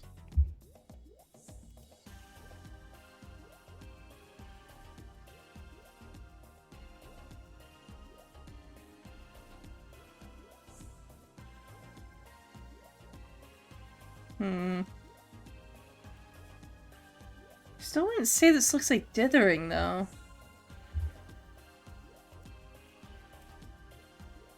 Maybe if I get some... that's probably noise. Normal noise.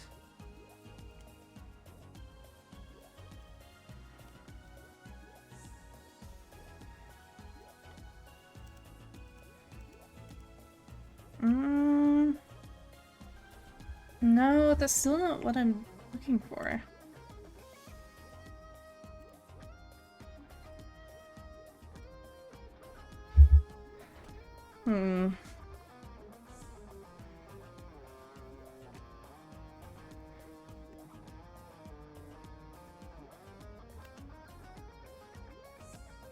No.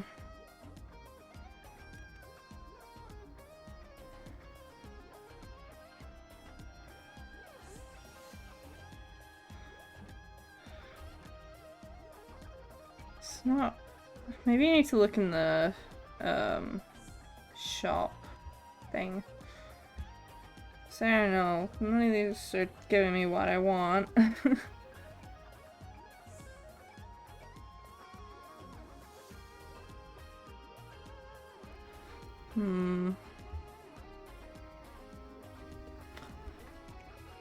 don't know.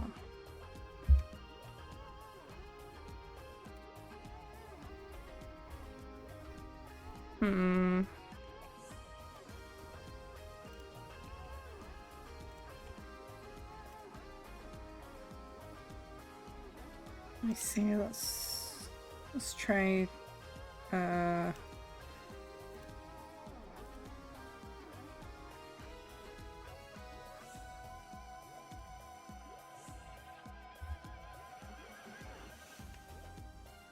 it doesn't really help. God damn it. I don't know. Why is that suddenly soft 4? We're soft 3. What the hell?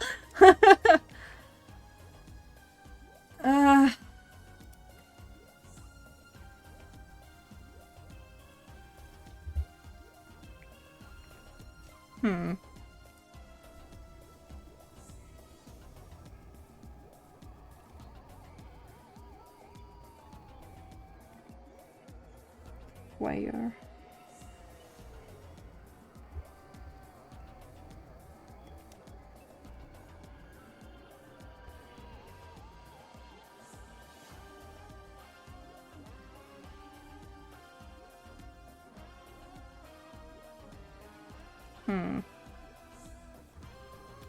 No, that's not right.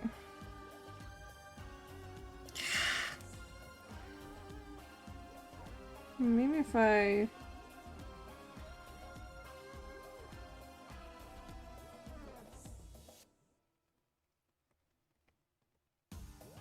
No, that's still... No, I don't like that.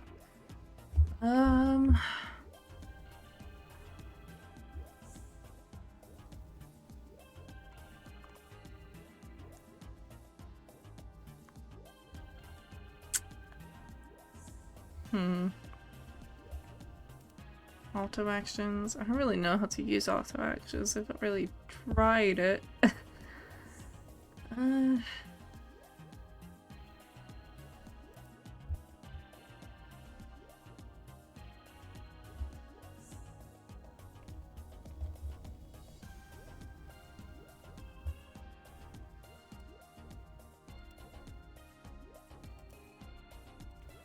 Let's see.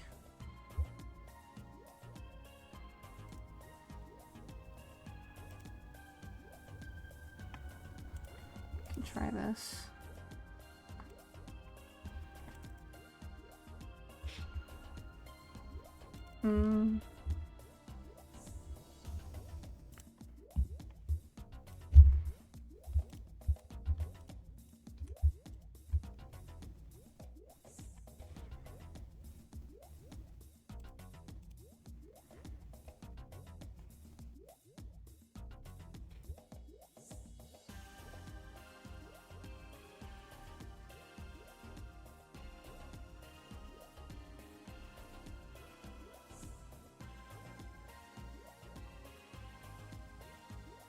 I've forgotten how to do this.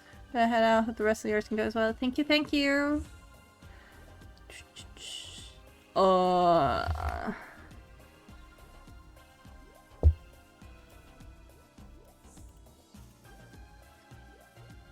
forgot.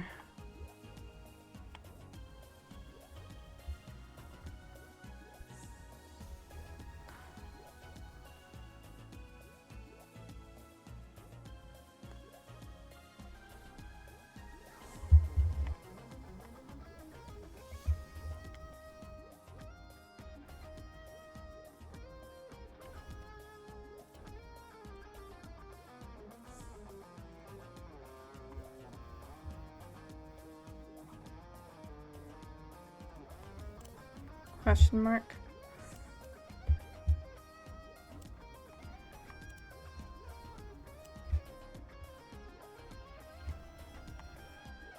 Where did I put this? I don't know where to put this.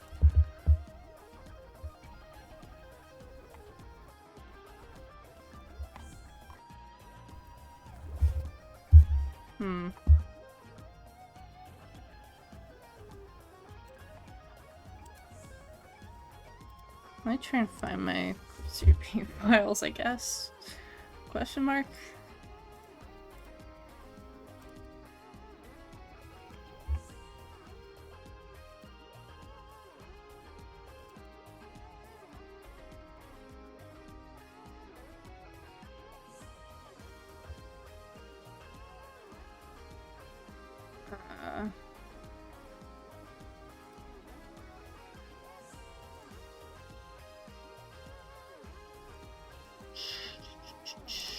That's not helpful. I've completely forgotten how to install brushes from external things.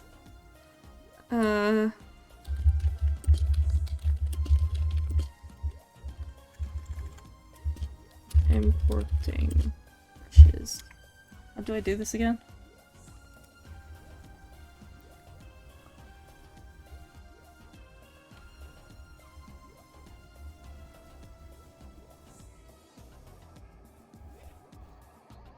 Question mark?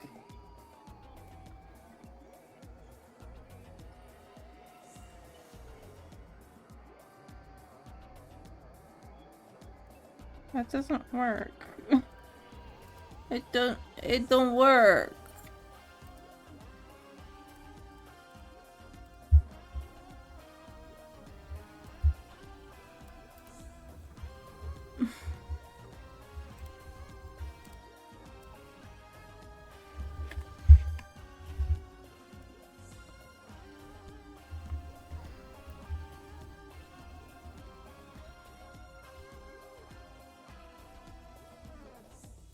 Oh. Oh, okay. Hold on. That would probably help.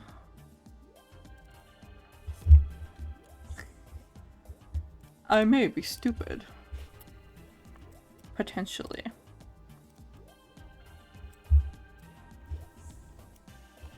There we go. I might be stupid. I'm afraid.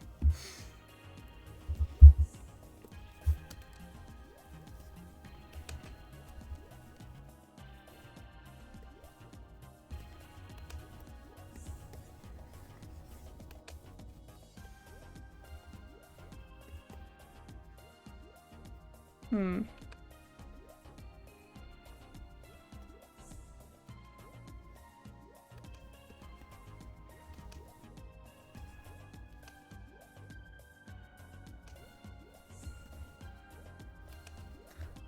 I guess maybe it's just too big.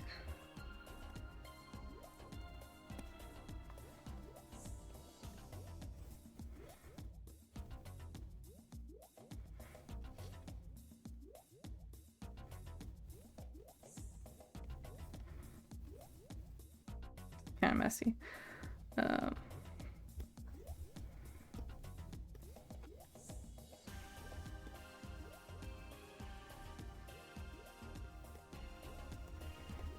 That's not what I meant to do.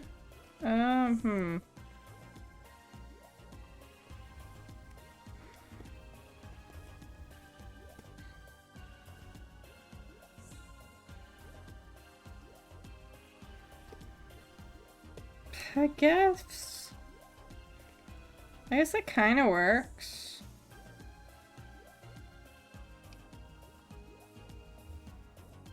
Sure. Okay. We'll go with it.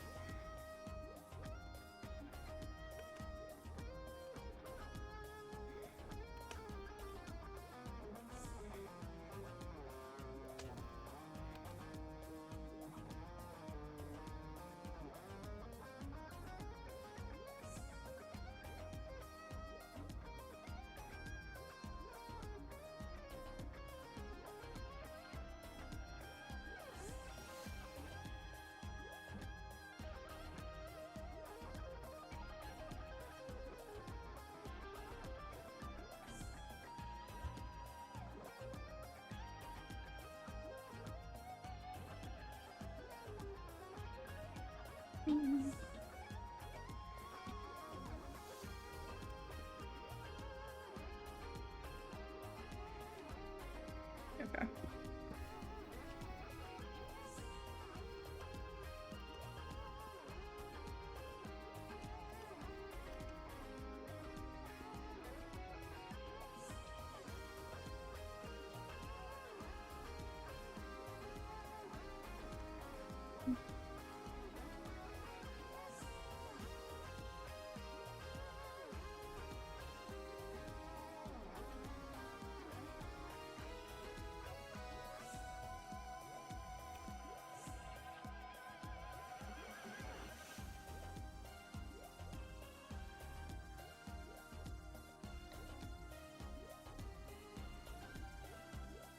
Hmm.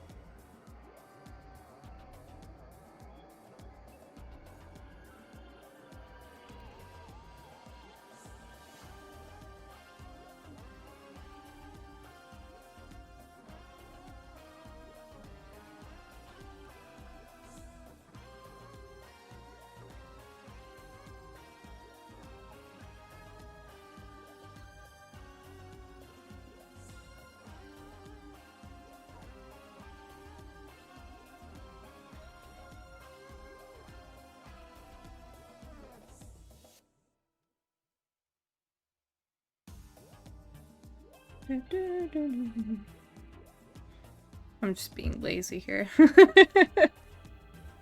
Fully just being a bit lazy. No. I think just doing that looks a bit better, no? Probably.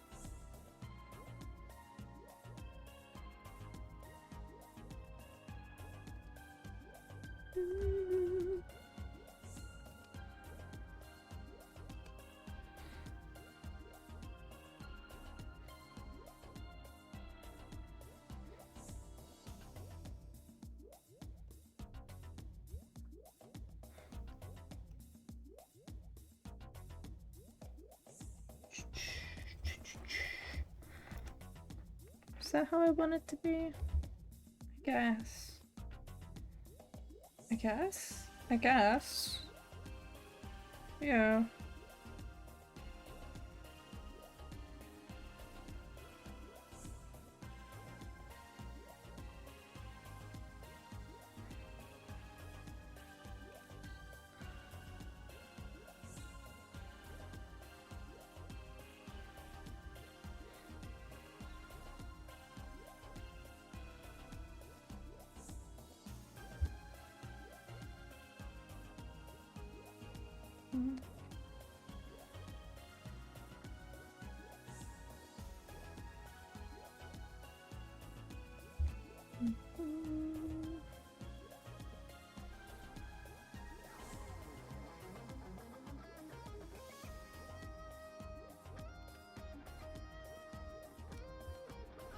I don't know if I'll fully color and shade this, but...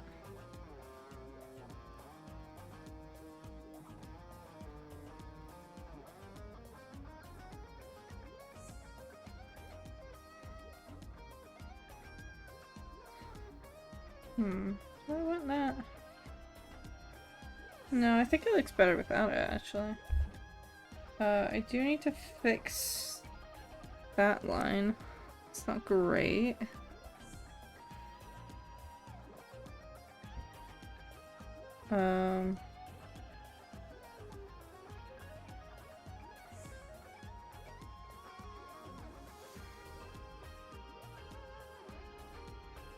Yeah.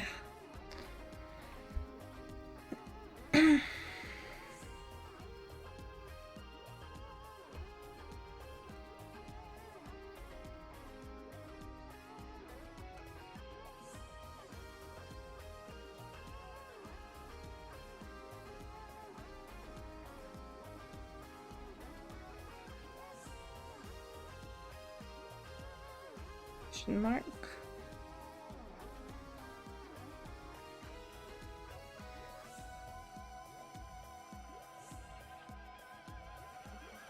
This shouldn't be fully stabilized.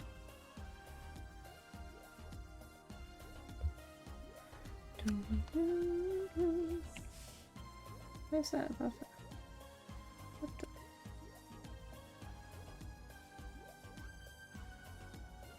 Question mark? Oh, that's why.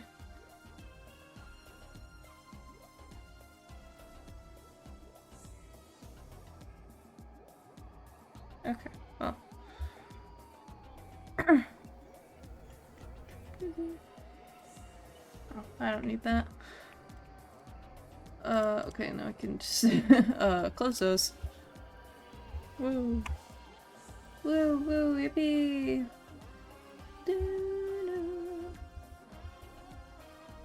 Oh, is my connection busting out a bit right now? Not terribly, but you seem to be dropping some frames. Which isn't great. Don't love that.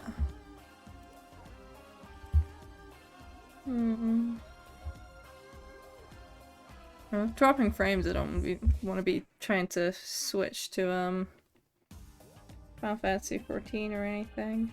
I might just finish this and then end stream. I don't know. I'm getting kind of hungry. It's nearly 6 p.m.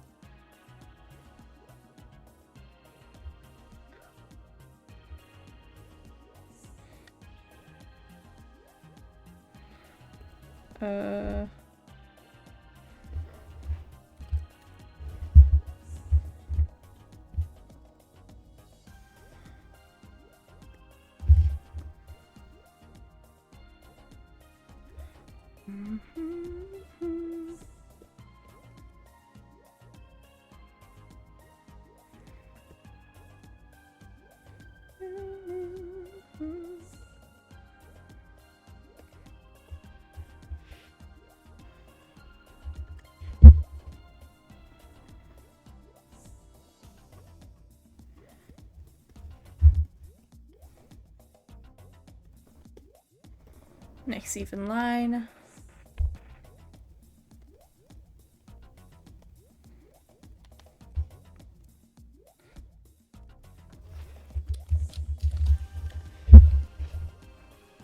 Okay, let me label that.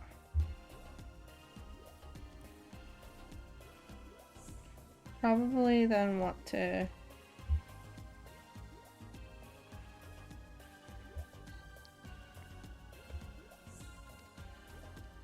change that to the crop line.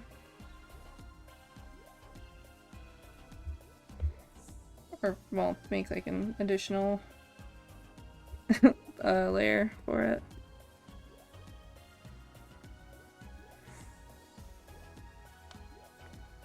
There we go. Okay, that's the stand done. Yippee! Woohoo!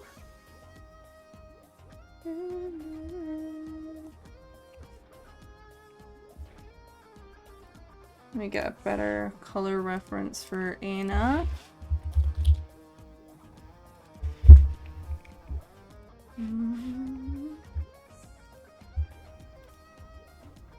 This should be good enough. Again, ignore my other files that I've left open.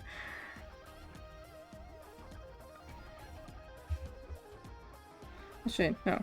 Let's do Meanie side first. She's got that weird little thing going on.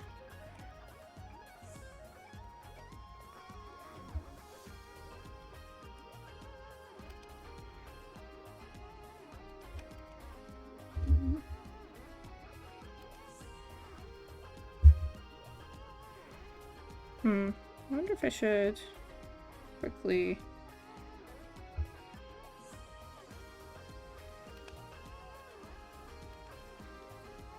Yeah, that's fine, I think.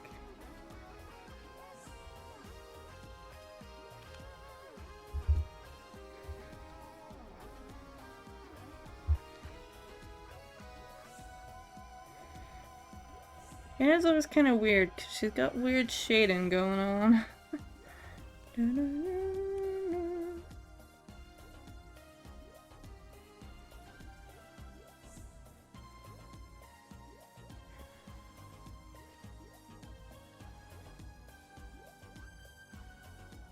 I'm getting really hungry. It's quite early as well. I don't usually get hungry this early, but I wonder if my schedule being reasonably normal for once is affecting that maybe.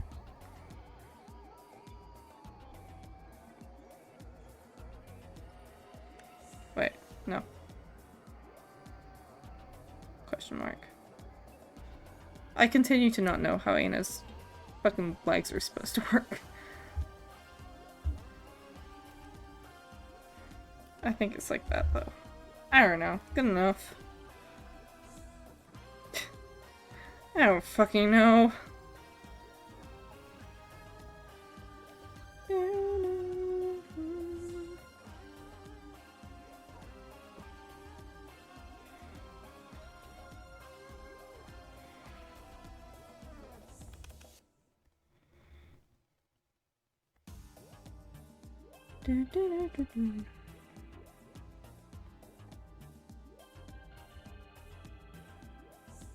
Whoa, whoa, whoa, whoa, whoa, whoa.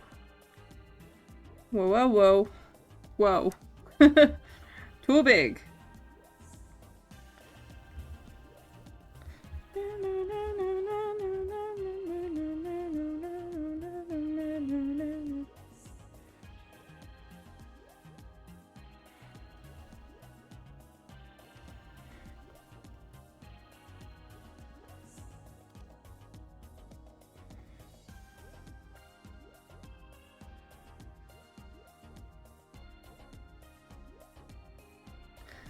I really feel like Anna's knees are just kind of do whatever the fuck.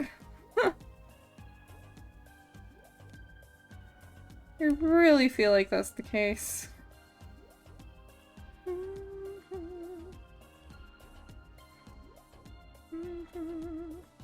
That's wrong file. Why did I do that? Oh god. Ah.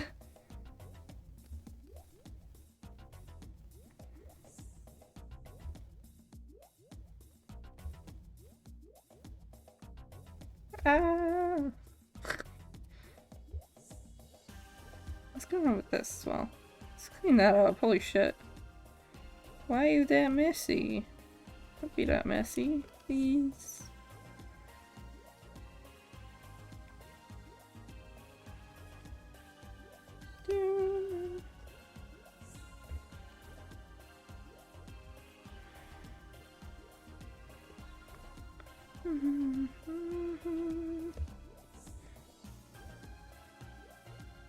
This is what I get for being too zoomed out.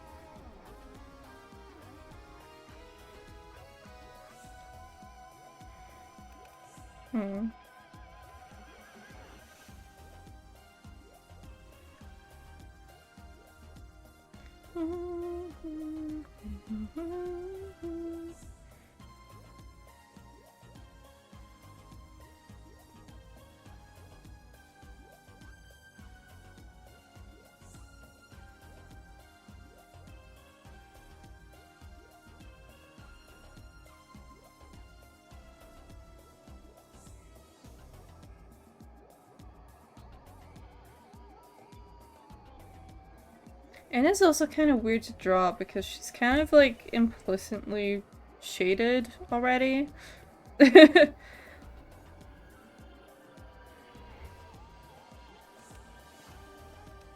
Because she's so cubic.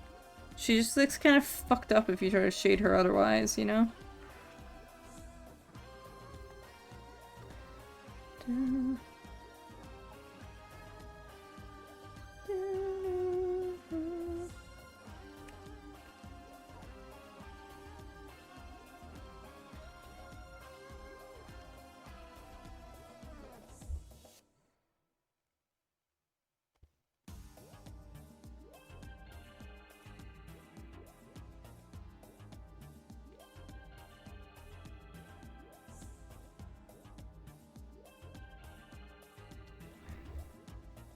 She's so strange. Strange creature. Strange and unusual creature.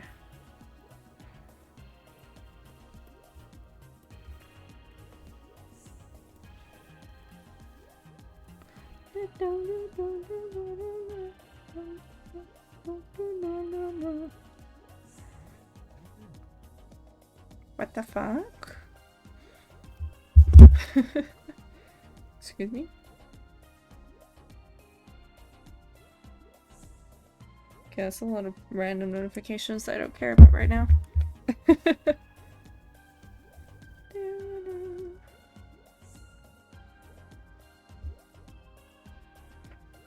I really am getting hungry.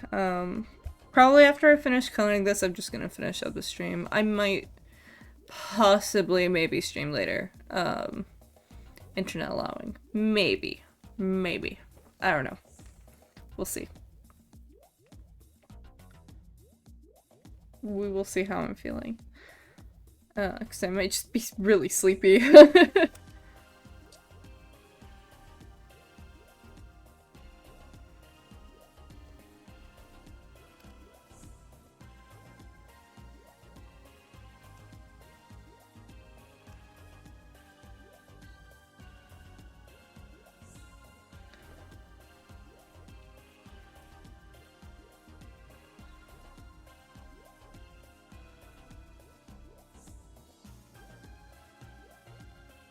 That's why this is always like an awkward time of day stream, I think.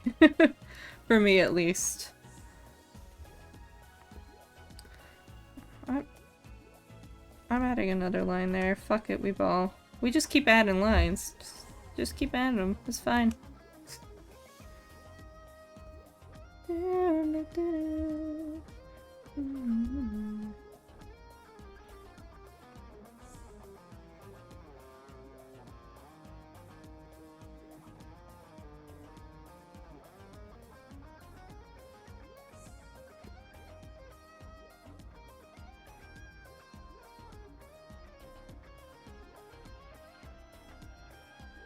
Lines and more lines and more and more and more lines.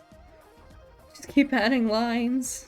There will be enough polygons eventually, right?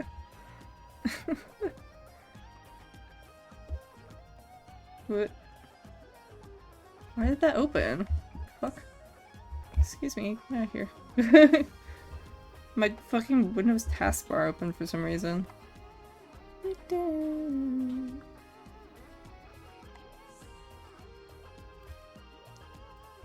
Give me that.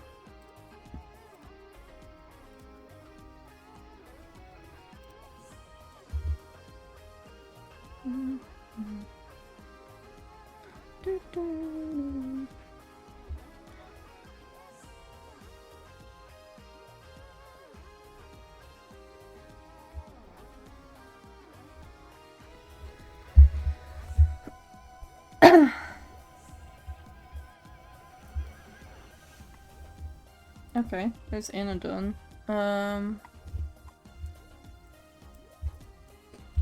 Mannequins.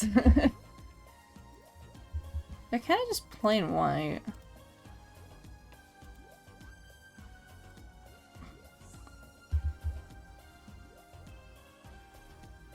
Okay, I'm just gonna use my own colors for the mannequins. This is not really worth the trouble of trying to color drop those, I think.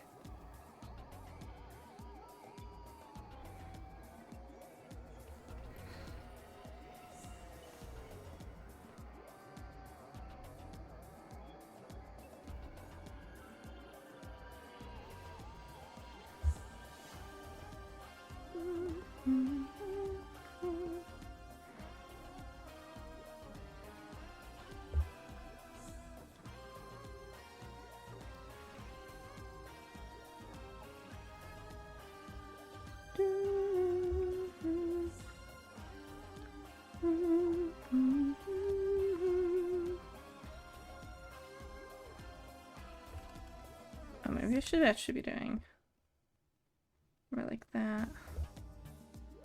Right?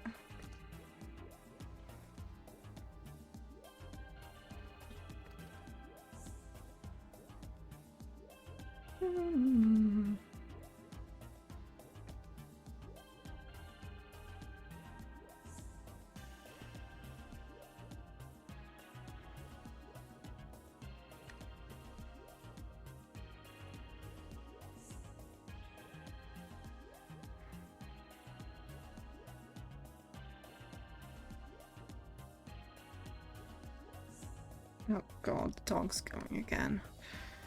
Or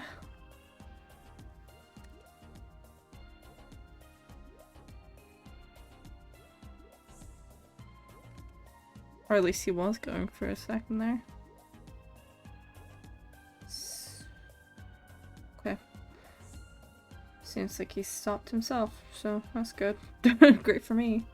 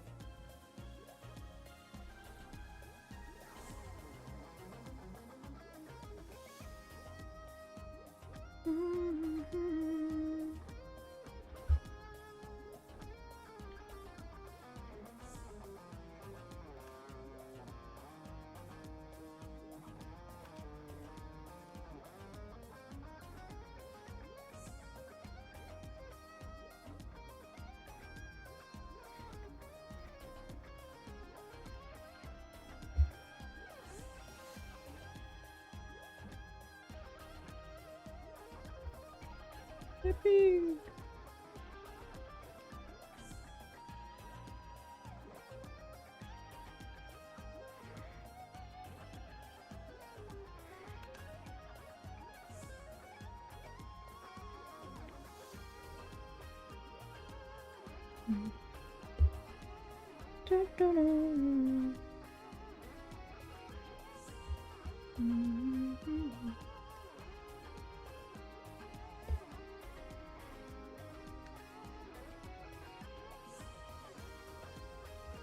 I think that's how I want it to be?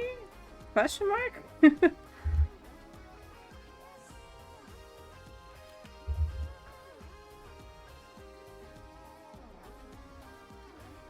I want to add like a reg.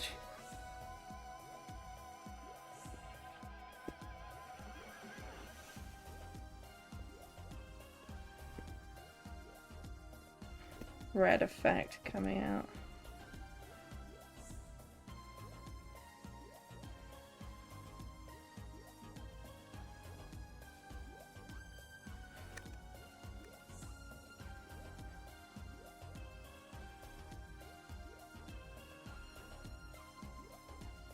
Like that, yeah. I think that's how I want it to be.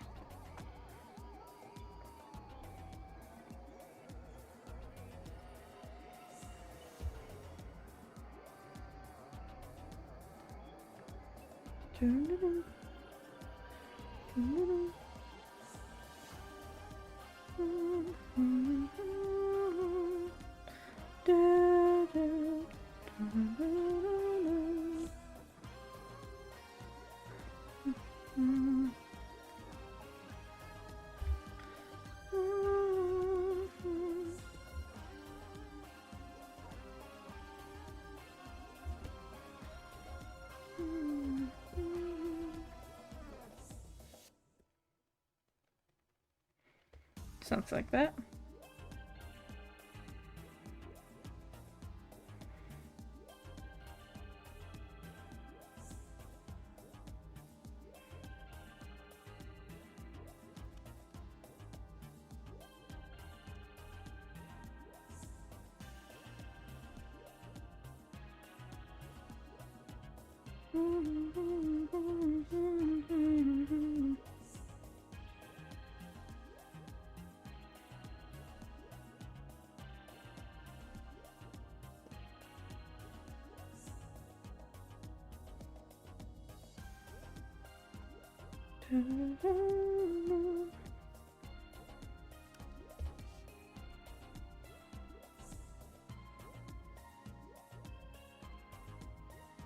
And like 50% overlay. Seems to be good.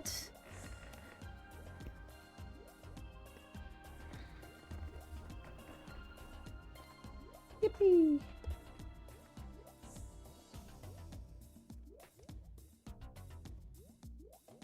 Should put Ada herself into one folder.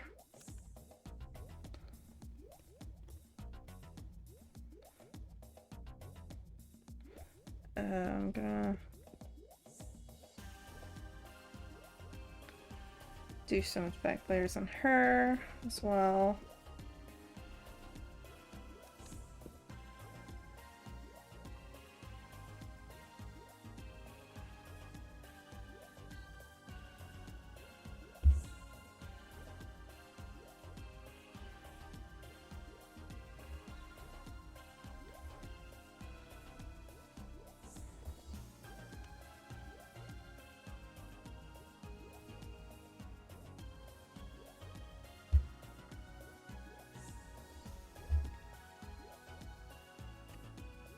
I think I like how that looks.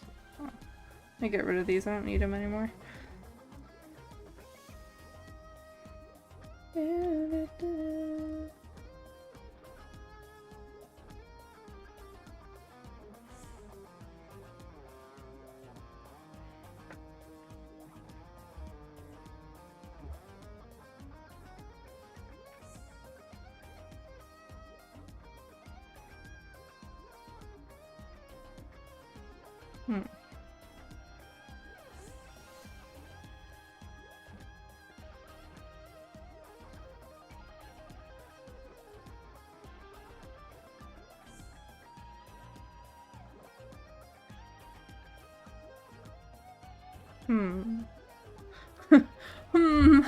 I don't know.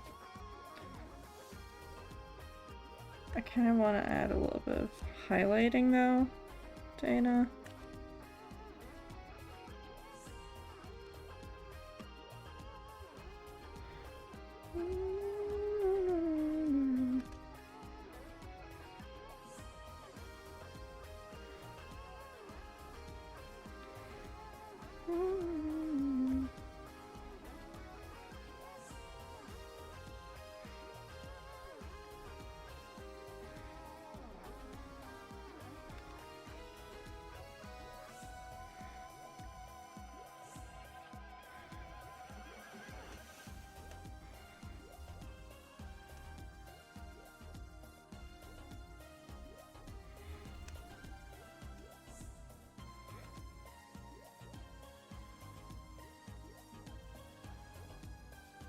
Maybe I need a sub folder here. So I don't want it to go over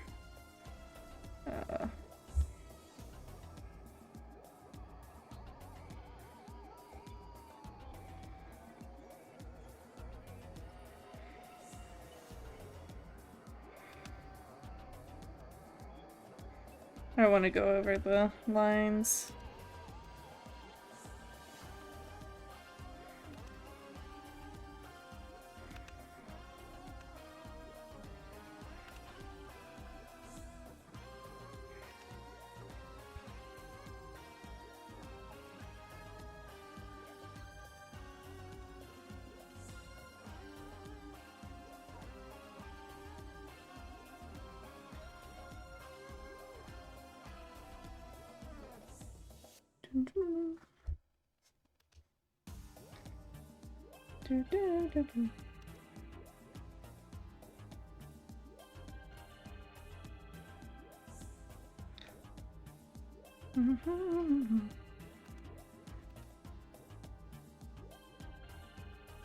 Maybe hard light would be better.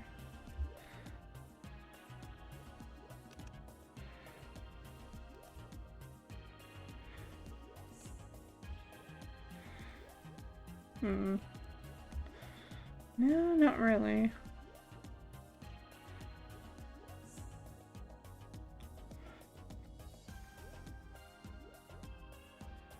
Just gets a little hard to tell once it gets to the brighter colors up here, I think.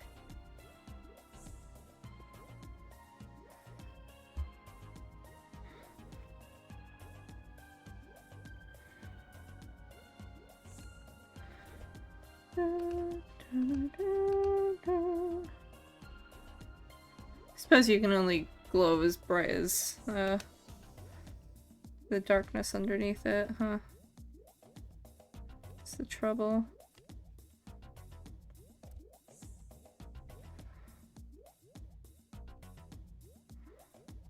What?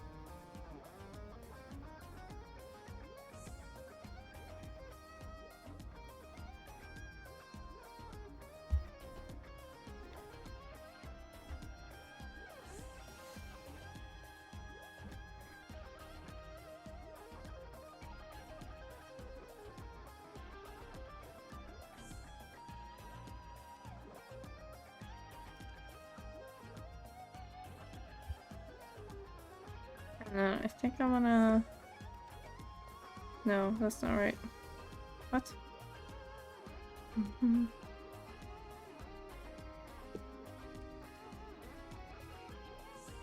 Why is it so strong?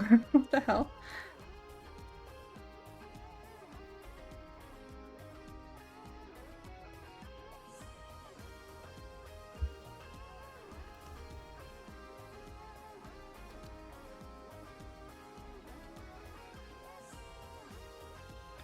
Let's try and weaken it a little bit in some places. So it's not coming off too strong. Yeah. Okay.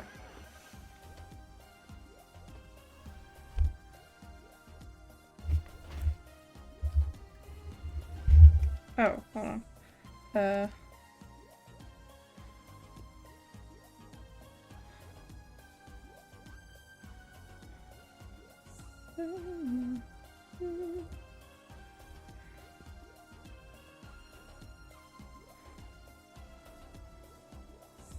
What the fuck?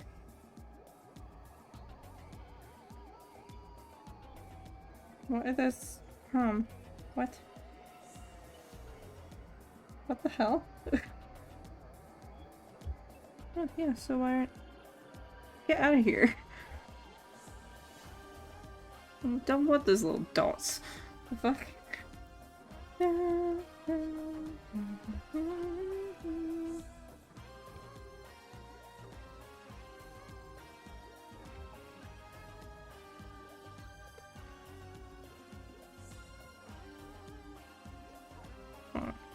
Let's try and get an exact... Oh, because I was using a soft eraser. Oops. Oops. Oh my god. Try and get exact there.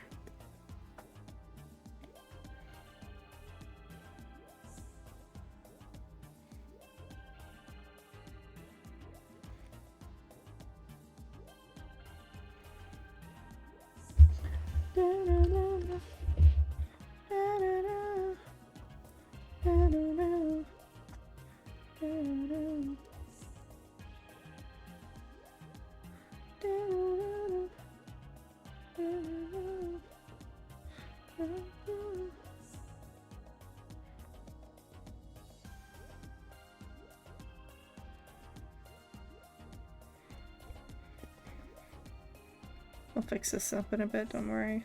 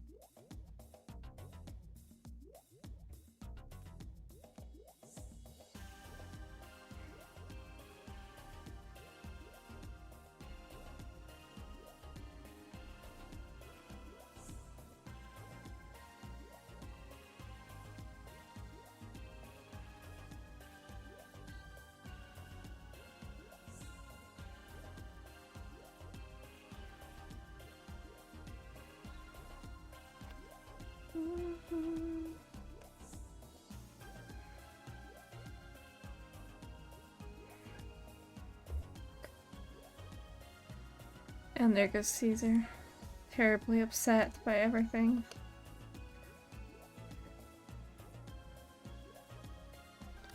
Terribly upset that he is not being immediately released.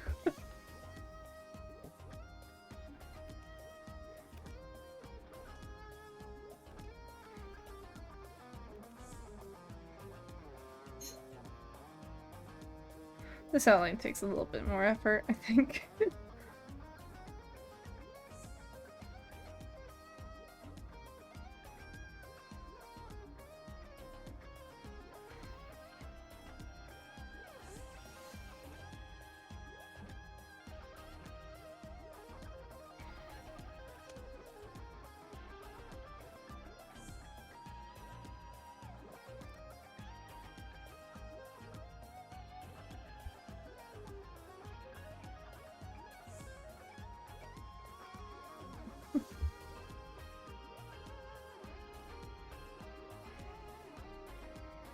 Goodness, he is so upset sounding. Oh dear. As per usual, I suppose. He hears my flatmate get home and then he's immediately upset that he's not being immediately let out.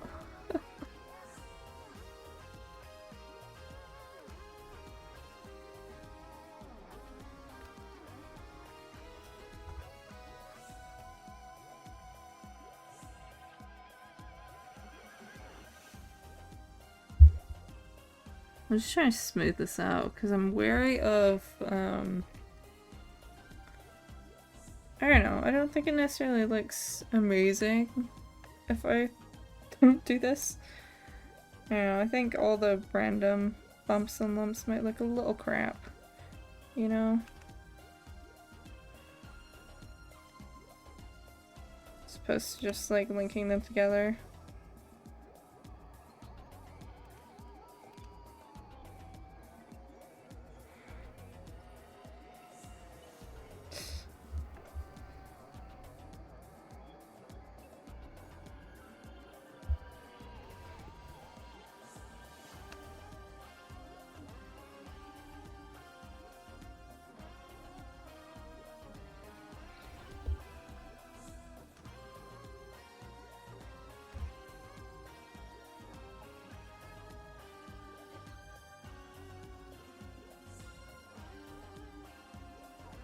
I think it looks a bit better if I do like a smoother line, you know?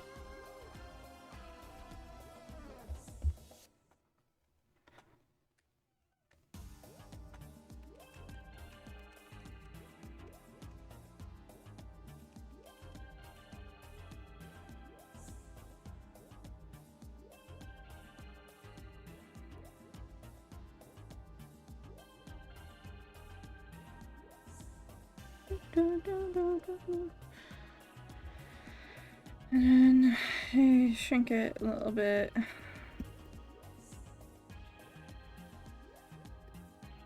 The fuck? Excuse me. Okay, I think that's that. Yeah, I don't know what else I'd do. I probably need to prep it into a PSD file, which I'll do separately, I think. But yeah, I was gonna do some other stuff, but I'm getting pretty hungry and it's been 3 hours already. So yeah, I'm just gonna finish up. Might possibly play 14, and stream it later, maybe? I don't know. Probably not today. I might do some tomorrow, though. Who knows? We'll see. We'll see. Yeah, thank you for coming. If you came for a little bit or a lot of it, either way, I appreciate it. Don't know when I'll stream next. Who knows? I'm trying to do it more. But life be weird. I don't have a set schedule for this. I kind of just stream whatever. But yeah, bye-bye. Bye-bye. Thank you for coming.